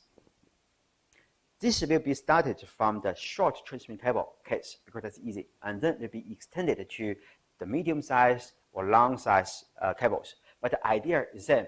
So final target is to, by knowing the IRVR and the mathematical model of this black box, we want to know ISVS. This whole thing. Okay. Now, by using the short transmission model, we want to know how to develop the mathematical model for this black box. We call this box as the ABCD model. Okay. The reason we call that as ABCD model is given here. So actually, if you focus on VS, IS, these two terms can be expressed as the linear combination of VRIR, VRIR. Why we call that as the linear combination? First of all, on the right-hand side of each of the two equations, we got two unknown things, so VR and IR. But in front of VR and IR, we have the A coefficient, B coefficient, C coefficient, D coefficient. All these A, B, C, D, these four parameters are all constants. So in other words, if you want to work out what is VS, by using the linear combination of the VR, IR, you can produce the value of the VS. Similar thing is happening again regarding the next equation, IS. Is that okay? Not really. Keep going. This one gave you more explanation. Regarding our short transmission cable, this model, we said VS, the total supplied voltage, is equal to the receiving side voltage multiple the current at the receiving end multiple what? It says R plus J XL, right? Now, if you focus on that model we introduced, we focus on the relationship between VS, VR, and IR. This equation can be converted to, okay, 1 multiple VR plus R plus J XL by IR. This coefficient and this coefficient are called A and B coefficient. In other words, this model we developed from the short transmission cases can be written as VS equal to A parameter by VR plus B by IR. This A and B parameter are sufficient to describe what happened in this black box during the transmission. Make sense? So far, better, everyone? But we have another formula. So here, the second formula is saying IS equal to C by VR plus D by IR. Okay, that's right. I just copy the formula first, okay? The sending end current is equal to what? ABC, C by VR plus D by IR. But if you focus on short transmission cable, do you remember that feature? Current at the sending end must be equal to the current at the receiving end, right? This means we have to set the C to be 0 and set the parameter D to be 1 so that the II is equal to IR. But by constructing these two equations, we finish the conversion from the short transmission cable to the ABCD model. And this group of ABCD parameters are used to describe what happened inside of this black box. Well, if you want to write down this thing in terms of the matrix, okay, VS, IS, these two things are the unknown terms, is equal to. Now I want to just extract all the coefficients out. A, B, C, D out. Then multiple, what we have? VS, sorry, my fault. VR and IR. Let me double check. So this left-hand side is 2 rows by 1 column, so 2 by 1 vector. And on the right-hand side, 2 by 2 by 2 by 1. So result should be compatible. So this is okay. Okay, so this is the matrix form ABCD model, which can be used to fully describe the transmission cable cases. But for the short transmission cases, the ABCD values, you have known that. So D is 1, and the C is 0. The A is how much? I can't remember. A is 1, and the B is R plus J XL.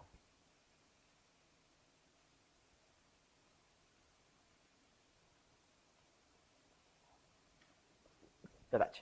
So why do we need it? Because this is so convenient for computer. We just need to type in this matrix thing in the MATLAB or whatever, and give whatever value you want regarding VR, IR.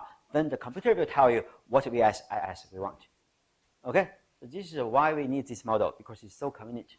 And this will be extended to the medium one for the long transmission cable cases, but the idea remains the same. So that means for developing different metrics, we call that maybe coefficient matrix here. So, and by giving different user side voltage and current, we are able to use the ABCD model to figure out what are the sending end or the general side voltage current. So this is very convenient. Okay. Anyway, let's go back to our slides. Okay, this question is talking about that short transmission cable example. So we have done this part, so leave it alone. Okay. But regarding this matrix, oh, it's so short, just 2 pages. It's so easy. Is that okay, everyone? But now we are going to use this knowledge to extend to next topic, which is a medium-sized transmission cable. Okay, so I hope this will not be too difficult. And now the transmission size or length of the cable will be enlarged from 80 kilometers to up to 140 kilometers. So if the transmission distance is longer than 140 kilometers, we call that as medium length transmission length.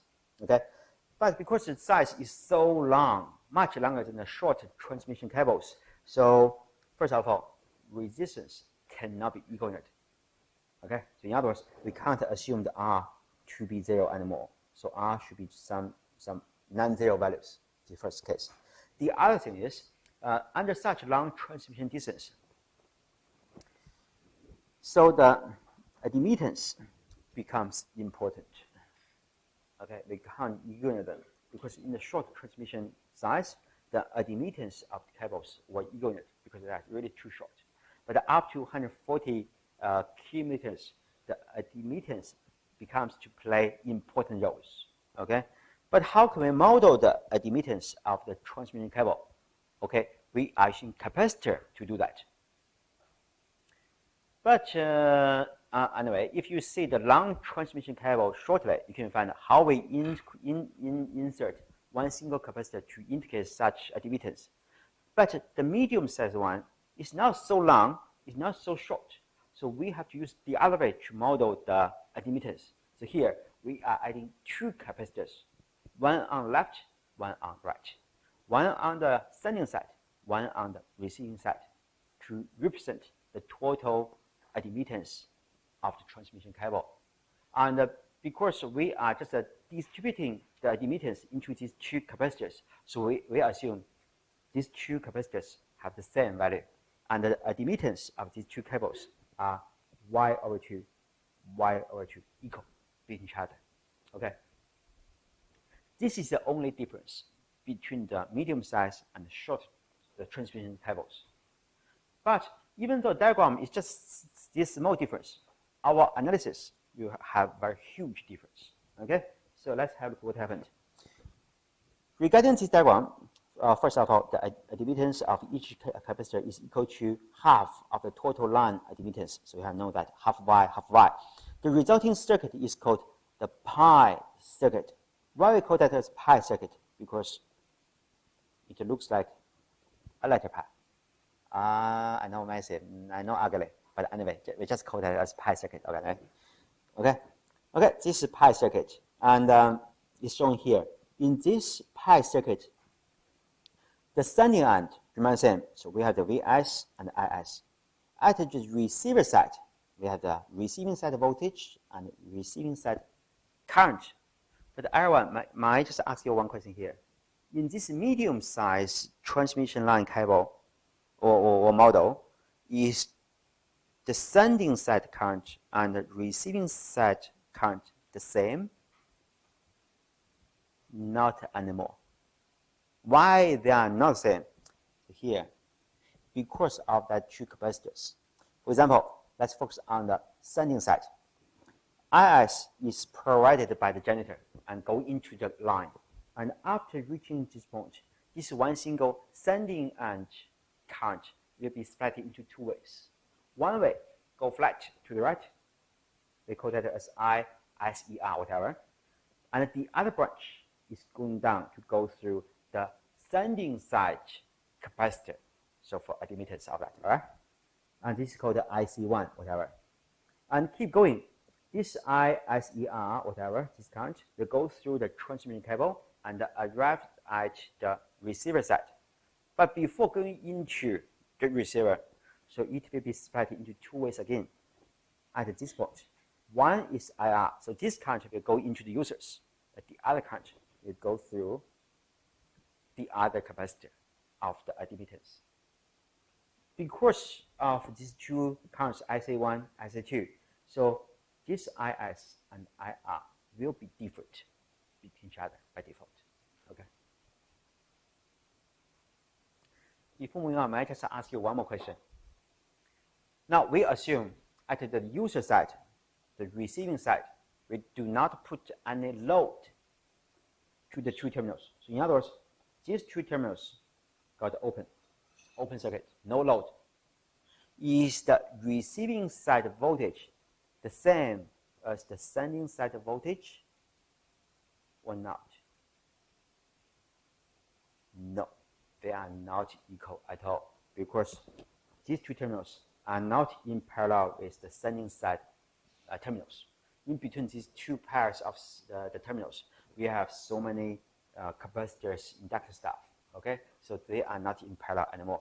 So in other words, for the medium-sized model, the two sides are not equal anymore. So you have to face such difference. Okay. Now let's have a look at what we're going to do regarding this medium-sized cable transmission and how to use the ABCD model to model it. Okay. First of all, don't forget by using the ABCD model, we want to develop Vs equal to A by VR plus B by IR. So this is the target of that. Of course, we need to determine the value of the A and B. And Vs is always on the left-hand side, so that's the easy part. But on the right-hand side, what are we doing here? So here, we just need to go back to our circuit to have a look where's Vs.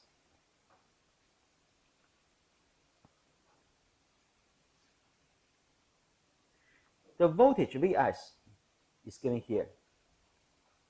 So what will be the Vs in terms of other things?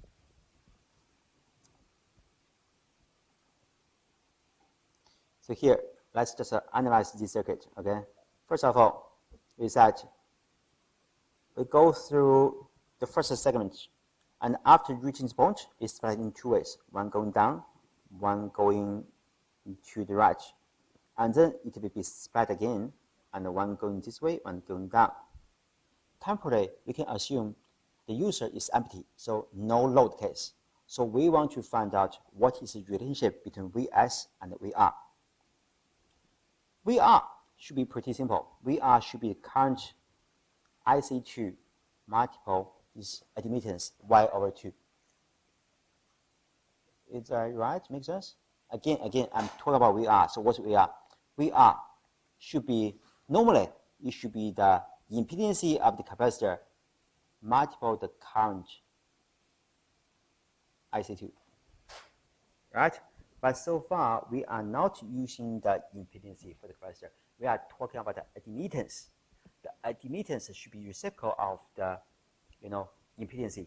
So it should be IC2 divided by this Y/2 admittance. Okay, this is VR. But what is Vs? Vs should be the voltage of this part. But how about this capacitor, the C1 capacitor? It doesn't matter, because the part I circled here, so I'm using red color. So this part is in parallel with this capacitor, right? If they are in parallel, so voltage across the green branch is same as the voltage across the red branch. But we want to determine what is the relationship between Vs and VR. So we just need to find out what is the relationship between Vs and this term here. So we want to focus on that red color branch. In the red color branch, we have 3 elements. One is R, the other one is the XL, the next one is the capacitor C2, right? So here, in this my spacing here, the voltage supplied is equal to VR plus the voltage across the line impedance. Is that okay? Okay. And then VR is temporary VR. We leave it alone. So actually this is right, but we don't need to use it temporarily. Okay. VR remains unchanged. The Z is the impedance of the cable, so which is R plus J XL. So leave it alone temporarily. So what's this thing? This thing is the, I think it's messy, but I hope you can know that. So because that part is actually the current flowing through the line impedance. But why this current is equal to IC2 plus IR? Because when this current arrived at this node, it was split into two ways. One is IR, the other one is IC2. So by using the KCL to that node, this incoming current going through the impedance of the cable is equal to the sum of the IR and the IC2. Is that okay? Then we can just do this substitution to get this equation here. So we are arriving at this step. In this equation, we have already got all the important factors we need. So because by using the ABCD model, we introduced VR and IR in here. But these two terms, two factors, have already been given.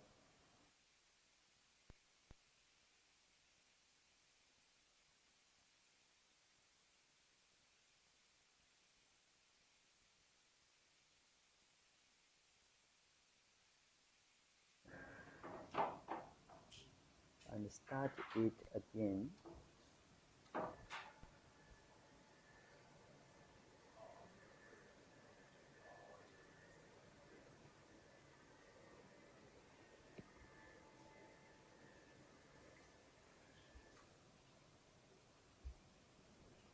Okay, let's keep going. Finish this one quickly, okay? So actually, after this step, we have got VR, IR. The Z is a constant for a given cable. That's still okay. The only issue is IC2.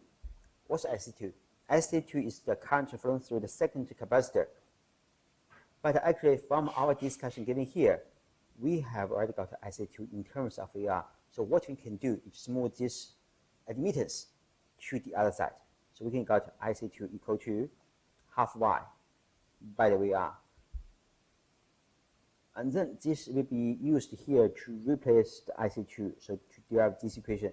Now, on the right-hand side of the equation, all the terms are related to VRIR, so receiving side factors. And then we rearrange the terms and group them. We can derive this equation. So Vs is equal to some A parameter by VR plus the B parameter by IR. So the first equation of the ABCD model is solved. Okay. I think this thing is not hard. It's just based on the circuit analysis. Based on KCL and Ohm's law, you should be able to derive this, this equation. And this is the first one of the ABCD model. We still need to focus on the second one. The second one is IS equal to C and D parameters. VR, IR, this thing here. C and D will be the issue. And based on this circuit here, IS is the current given on the left-hand side. This IS is equal to SER plus IC1. So this is just a KCL applied to this node. So one single incoming current equal to summation of the two supplied currents. So easy stuff, okay? And IC1. IC1 equal to what? So actually, let's copy this thing down anyway, easy. It's a Vs by Y over 2. I think the procedure remains same as what we derived for the VR thing here. So I skip this part, okay? And this equal to IC1 plus IC2 plus IR. So this should be easy. KCL again equal to Vs Y over 2 plus IC2 is solved, which is VR by Y over 2, then plus the IR. Now, IR is ready, VR is ready. Only the Vs is the problem, right? But actually, Vs has already been solved in the previous step. So substitute this one into here and simplify the result. You will get to such kind of relationship. Okay? I know this is a long process, but really, really simple. You just do some symbolic induction stuff, so you should be able to reach this without any issue. I don't want to go through them in the class, okay? Very simple. And after all this step, okay, we got two equations, right? The first one is the Vs term, Vs equation. The other one is Is equation.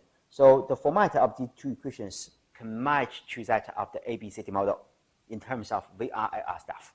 So we just need to subtract, not subtract, I mean the extract all the A, B, C, and D, ABCD coefficient out and put them together to finish that coefficient matrix. This is used to fully describe the black box of the medium size transmission cable. I didn't go into the details of the calculation, but I think it should be okay. Okay.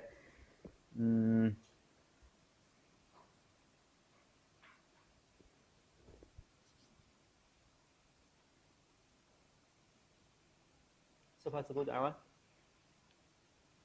Okay, now I want to correct a typo in this slide. So I have to just wipe off all these writings, okay? Sorry about that. In this slide, there are two typos. First one, did you notice the IS equation? It said, based on ABCD model, IS equal to C by VR plus D by IR. Why we have VR here? This is wrong. Sorry. This is supposed to be IR. Okay. The second typo can be found if you go through the mathematical inductions. This is why. Should not be here. is nothing. Actually, I think this typo is because we copied the first term to the second term and forgot to correct something. Sorry about that. All right, please correct these 2 typos in the slides, okay? But this result given at bottom of the slide is totally correct, okay? Okay, now for the medium-sized transmission cable, we have done the ABCD model, which is very good. And then let's have a quick run on that. So in matrix form, short transmission cable and the medium transmission cable can be expressed with the following equation. So for short one, so we have done this part, so it should be pretty simple. And for the medium one, so it looks like this. So by using the matrix format, you should be able to calculate the VSIS easily from the VR, IR, and transmission matrix. And if you observe these 2 matrix, the coefficient matrix, you can find some interesting result. And this result will be very important, okay? First of all, in both equations, AD minus BC is equal to 1. Do I need to memorize this in the test and exam? Answer is yes. So this is the only thing you can verify if your work is right or wrong. Maybe we have the open book exam, open book test, but you must know this formula, okay? But if we got a closed book one, so this is your business, okay? Okay, the first feature, within the ABCD model, A by D minus B by C is equal to 1. And A must equal to D. In other words, the element along the diagonal direction must be equal. See here, 1 and 1 equal. For the medium-sized model, this one and this one are equal. Okay, these just features regarding such ABCD model. Of course, the next 2 lines are telling you why. So AD minus BC equal to 1 is true for any reciprocal networks. What does reciprocal network mean? That means you have system. You have 2 positions, A and B. If I give a voltage at A, I observe the current at B. This is valid. But if I change them, I give the same voltage at B, I should be able to observe the same current at A. So this is called reciprocal network. In other words, if you give a point some input variable, I observe another output at the other point, but I repeat this procedure, do this way, I can derive the same answer. So such kind of network is called reciprocal network. Typically in this unit, the networks are the reciprocal networks. And for the next one, A equal to D, this is true for any symmetric networks. That means no matter you view this system from the sending side or from the receiving side, they have the same structure. So this is called symmetric networks. Okay, just these 2 things. And this page is a short summary regarding the ABCD model based on different conditions. And I think for this page, we just need to focus on the first case. This is short transmission line approximation or short transmission model. So you can see A, B, C, D. So we have done the discussion, okay? Of course, the corresponding conditions for the short transmission cable is given in this diagram. You can see we do not have the lumped capacitors used in this model, okay? This is the first case.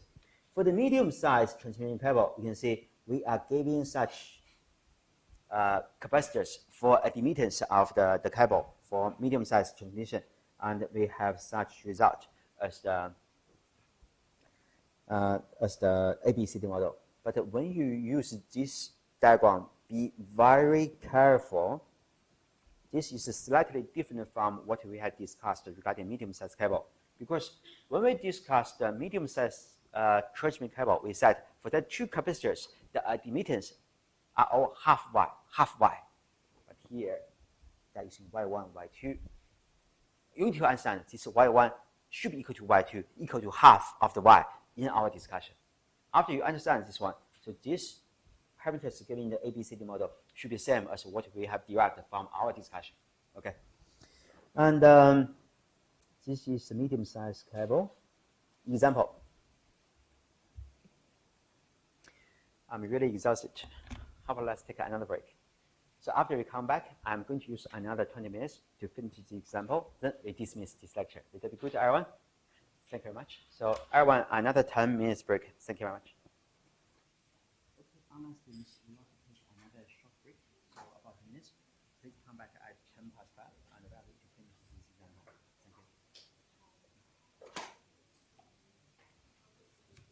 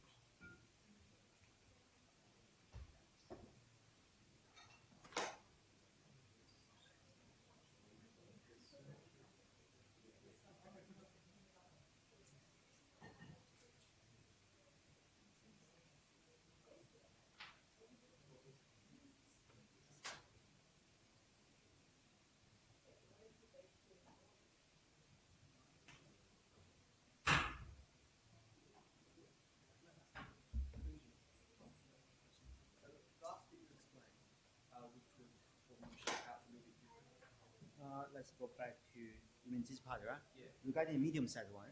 Yeah. So what's different? How the admittance is. Yeah. So in this diagram here, you can see we are using y1 and y2. This y1 and y2 could be different values based on this diagram. But we, in our discussion, we said then for the medium sized one, we assume that two vertical capacitors have the same admittance, so half y, half y.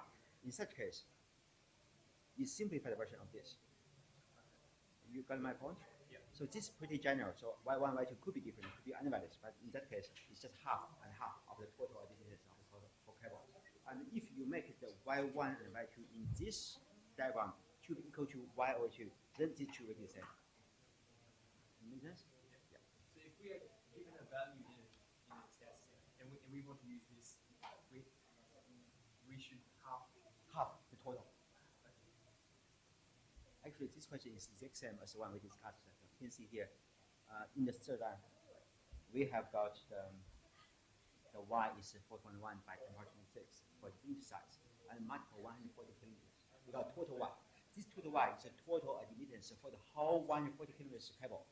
But in our assumption discussion here, we assume it should be half, one on sending, one on receiving, so that two purposes. But how much is it? It's half of this. You know the value, right? 140 multiple this value. Yeah. No worries.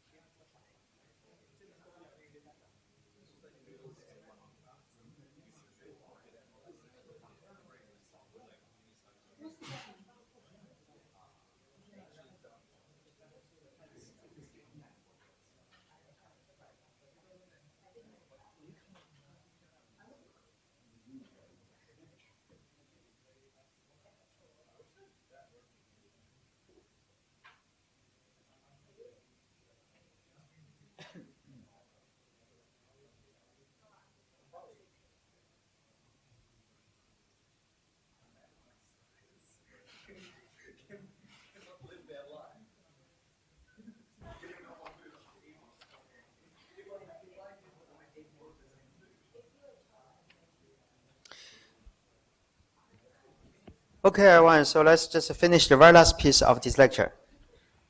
Actually, for this part, for the lecture today, I just want to finish the discussion of the section 2.4. In the lecture next week, we have only one small piece of thing. So the long transmission cable left. So today we are going to finish the section 2.4, okay? Now, in this page, we can see the example of the medium-sized transmission cable. And the conditions of this question are roughly the same as the example we discussed in the section 2.2. I don't want to read them again. So roughly, almost exactly same conditions, okay? And but in this case, we are treating this 140 kilometers transmission cable as a medium-sized transmission line, and we are going to solve it by using our ABCD model.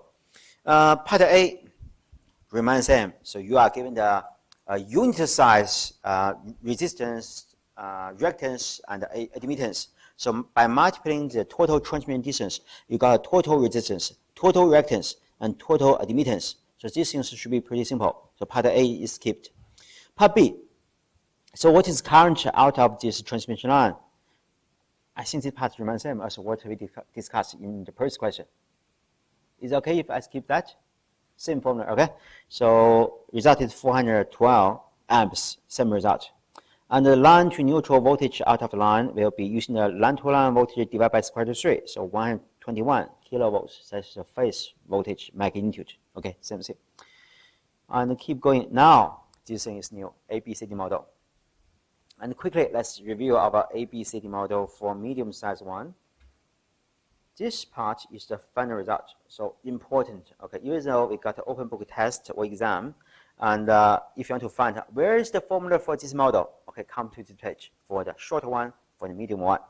In this example we discussed, so we are treating this cable as a medium-sized one, and then we focus on this one. Of course, on both sides, the vector are not important because they are just the parameters which will be used to calculate. The key thing is this coefficient matrix. And for an ABCD model, the key thing is to determine this A value, B value, C value, D value in this matrix. And for medium-sized one, of course, we are going to use these four formulas. But again, in the actual calculation, you can save some time because for some features we mentioned, for such ABCD model, along the diagonal direction, the two values will be equal. So you do not need to calculate two times. One is enough because this value and this value are equal.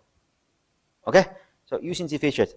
Now let's just do a quick calculation. For the parameter A equal to Y by Z over 2 plus 1. What's Y? Y is total admittance. And Z is total impedance. Just that. And then you can see our calculation is doing the same thing. So A equal to D. So along the diagonal direction of the matrix, A and D are equal. Equal to what? Equal to Y by Z divided by 2 plus 1. It's just formula. And then we just need to put the total admittance and the total impedance into this equation. So this term is our total Y in Siemens. This term is total impedance of the cable in ohms. And we are calculating the product of them. So you can see the set notes saying, don't forget the J. Okay? So in other words, don't forget the J here. Don't forget the J here. They are all complex numbers. Okay? Calculation should be fine, right? Oh, good. So I leave this into you. Okay? And A and D, these two parameters have already been decided. So next one, B and C. Quickly, we go back. B, so simple. It's just a single Z. Z is total impedance. Just copy that down, okay? But the C will be a little bit tricky. The formula is pretty long, okay? So using the total admittance multiple, 1 plus Y by Z divided by 4, you may take a while to finish the calculation. But if you have a good calculator, I think this can be speed up and should be able to give you the full answers, angle and magnitude stuff, or rectangular forms. So again, even though this formula is long, but the calculation should be manageable. So for this part, nothing special. Just put the values in and got the result. Finish. And then by doing these procedures, we finish the evaluation of the A, B, C, D, these 4 parameters. Put them together into the matrix form, you finish the model, the matrix form model, okay? And then, as mentioned, by using ABC model, the VS at the sending end is equal to the coefficient matrix multiple the receiving side voltage current terms. Get that? And this A, B, C, and D values are coming from our calculation at the beginning of this slide. Easy stuff. And the next part, we want to calculate. So what are we going to do in part B? So question is asking us to determine the sending end voltage if the line is supplying this thing. I think we have done that part, right? Okay. The question is asking us to determine sending end voltage. In other words, we want to determine what's the Vs. The Vs is the first element in this vector. You want to determine Vs, you need to use the first row of the coefficient matrix to multiply this column of the VRIR and add up these 2 products together. In other words, Vs equal to, I don't want to copy, it's A parameter multiple VR plus the B parameter multiple the IRC. Is that okay? And then you have already derived the VR and the IR from the previous calculation from the receiver side. We mentioned for the VR is always the reference vector, so angle is 0, and the value or magnitude of VR has been decided or calculated. We know that. IR was also derived using the same way, and A parameter and B parameters are known. So by putting all these values together, we can work out what's Vs, then finish. Is that okay? I'm a little bit rushing, but I think this should be easy for you. Okay. Okay, this is about the part B. Part C, what is the voltage regulation of the transmission line for this one? So that thing is same thing. So no load voltage minus the full load voltage divided by the full load voltage by 100%. So the full load voltage, no surprise, it's just the rated voltage, which is given to be 220 kilovolts. Easy. The question is, what is no load voltage? This is a bit tricky.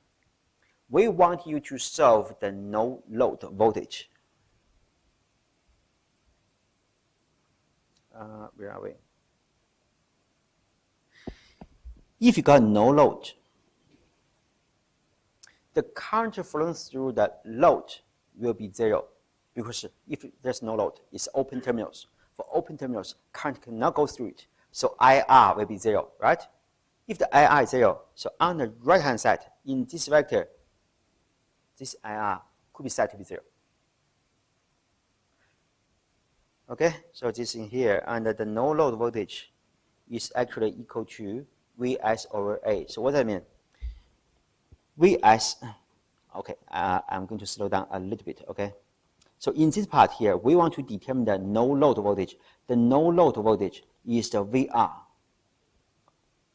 when the load is 0. My fault. When the load is infinity. Make sense? So infinite load means that is totally huge impedance and no current can go through it. It's open. So this means the open terminals at the load side. Make sense? Huge. And no current can go through it. The 2 terminals are open. In such case,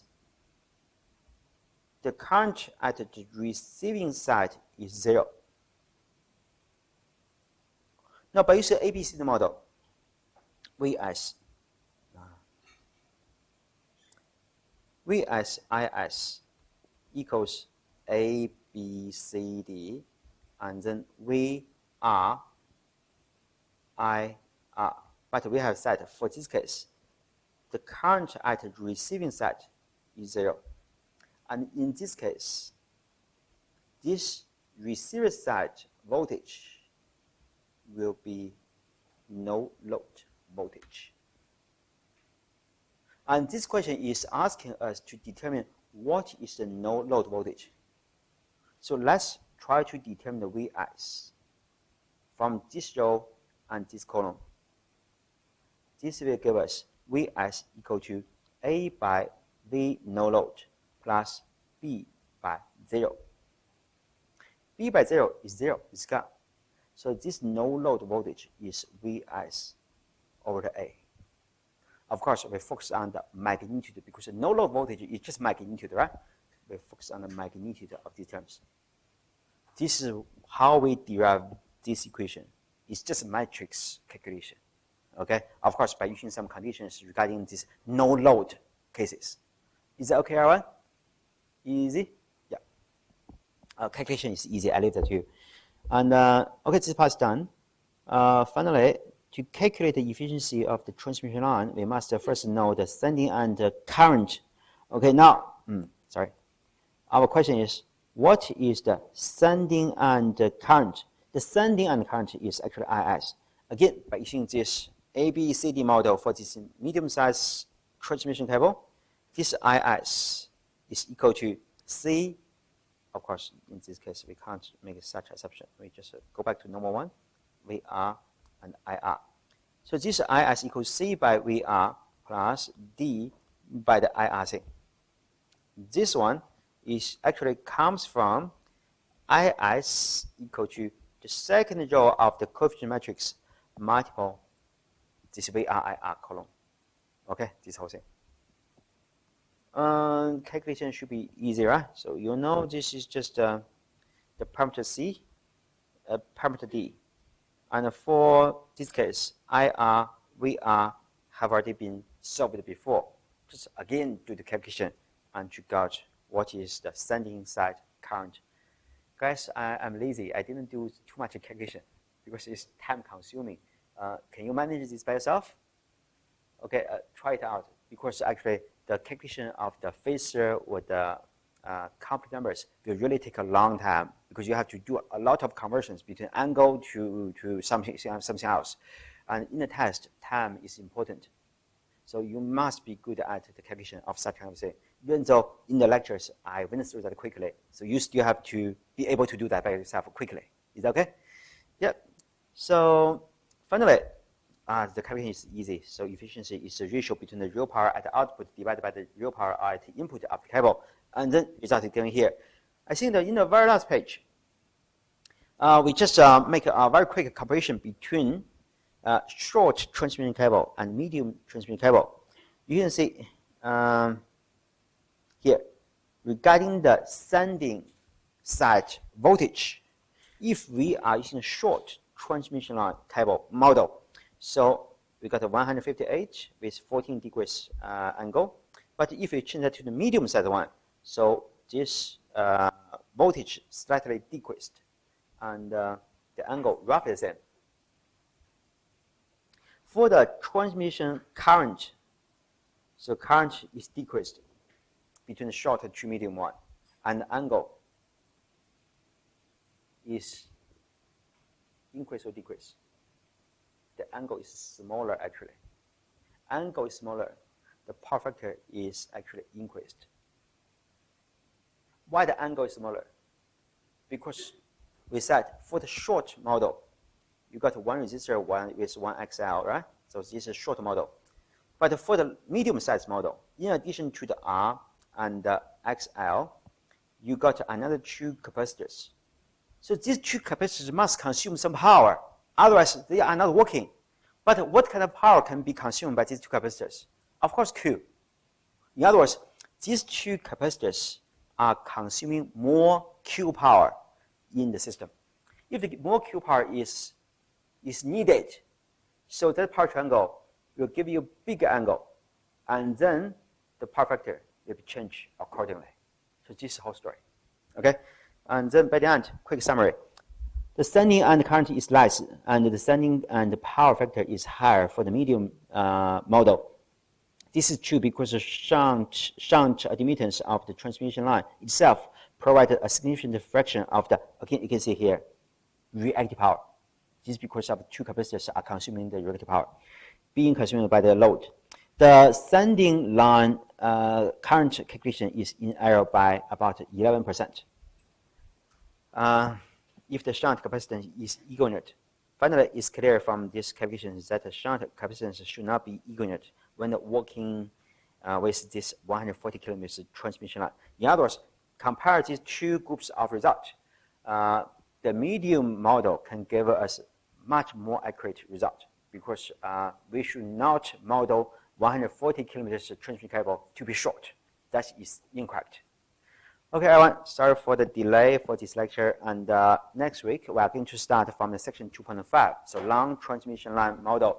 And then we are going to finish this very quick in next week. After this part, we are going to move on to the chapter 3.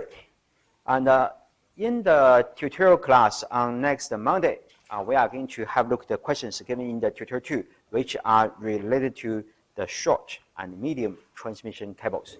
Thank you, everyone, for attending this class, and see you on Monday next week.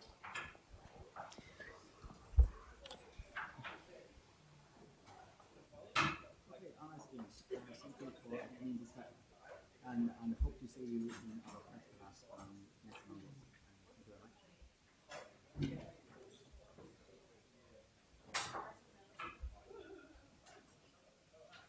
Okay, now your questions.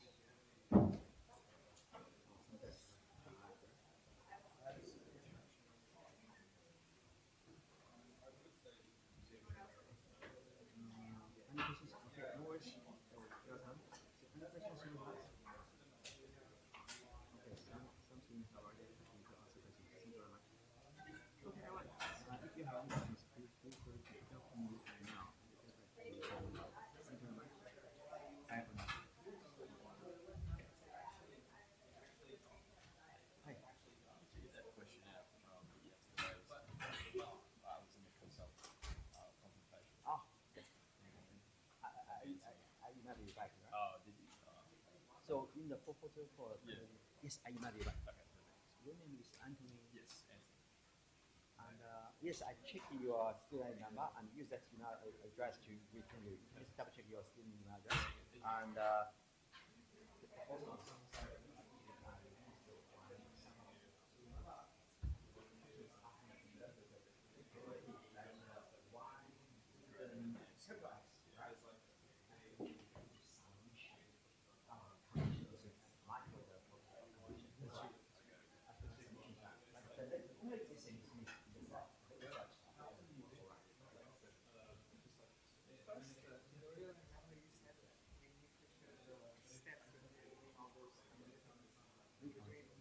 which you clarify the file? Oh, 505. Yeah. Between, like, say, from phasor, from rectangular to polar coordinates and stuff. So that is going to take a long time if we need to show the steps for these, because we have so many Oh, vector, like so many complex multiplications. I know. You don't have to show such things in all single calculations. Yeah. So for each question, just show me one question. That should be okay. Like this one. Because so because we can literally put that in the calculator and it will just give no. me an answer in one So step. be careful. If the question is asking to show this conversion from one thing to the other, from phasor to rectangular, you can't tell me, okay, I can do this on my calculator. I get the answer. No, it doesn't work. I want you to show me that is. I want to see it works. Yeah. But if the question you say, okay, this question using the phasor, using rectangular, so please give me the answer. Then it is. Yeah, no, like this question, the one we did just now. So we have to use for C. At least we have to do so many. I know that. Yeah. Many things, right? So for such kind of questions, we want to test if you understand the model rather than the calculation. Then just make it fun. But if the question is asking you Show that this calculation, is, so you'll just calculation. will that be there? Because that is like a review, right? I mean, whatever we did in tutorial 1 is like a review of previous units. Yeah. So, like, we'll still get questions from that section. No. Because that thing was given in the chapter 1. Chapter 1 is part of the contents of the unit. Yes, that's good. Okay. This is accessible. Yeah. All right. But okay? Yeah. Yeah.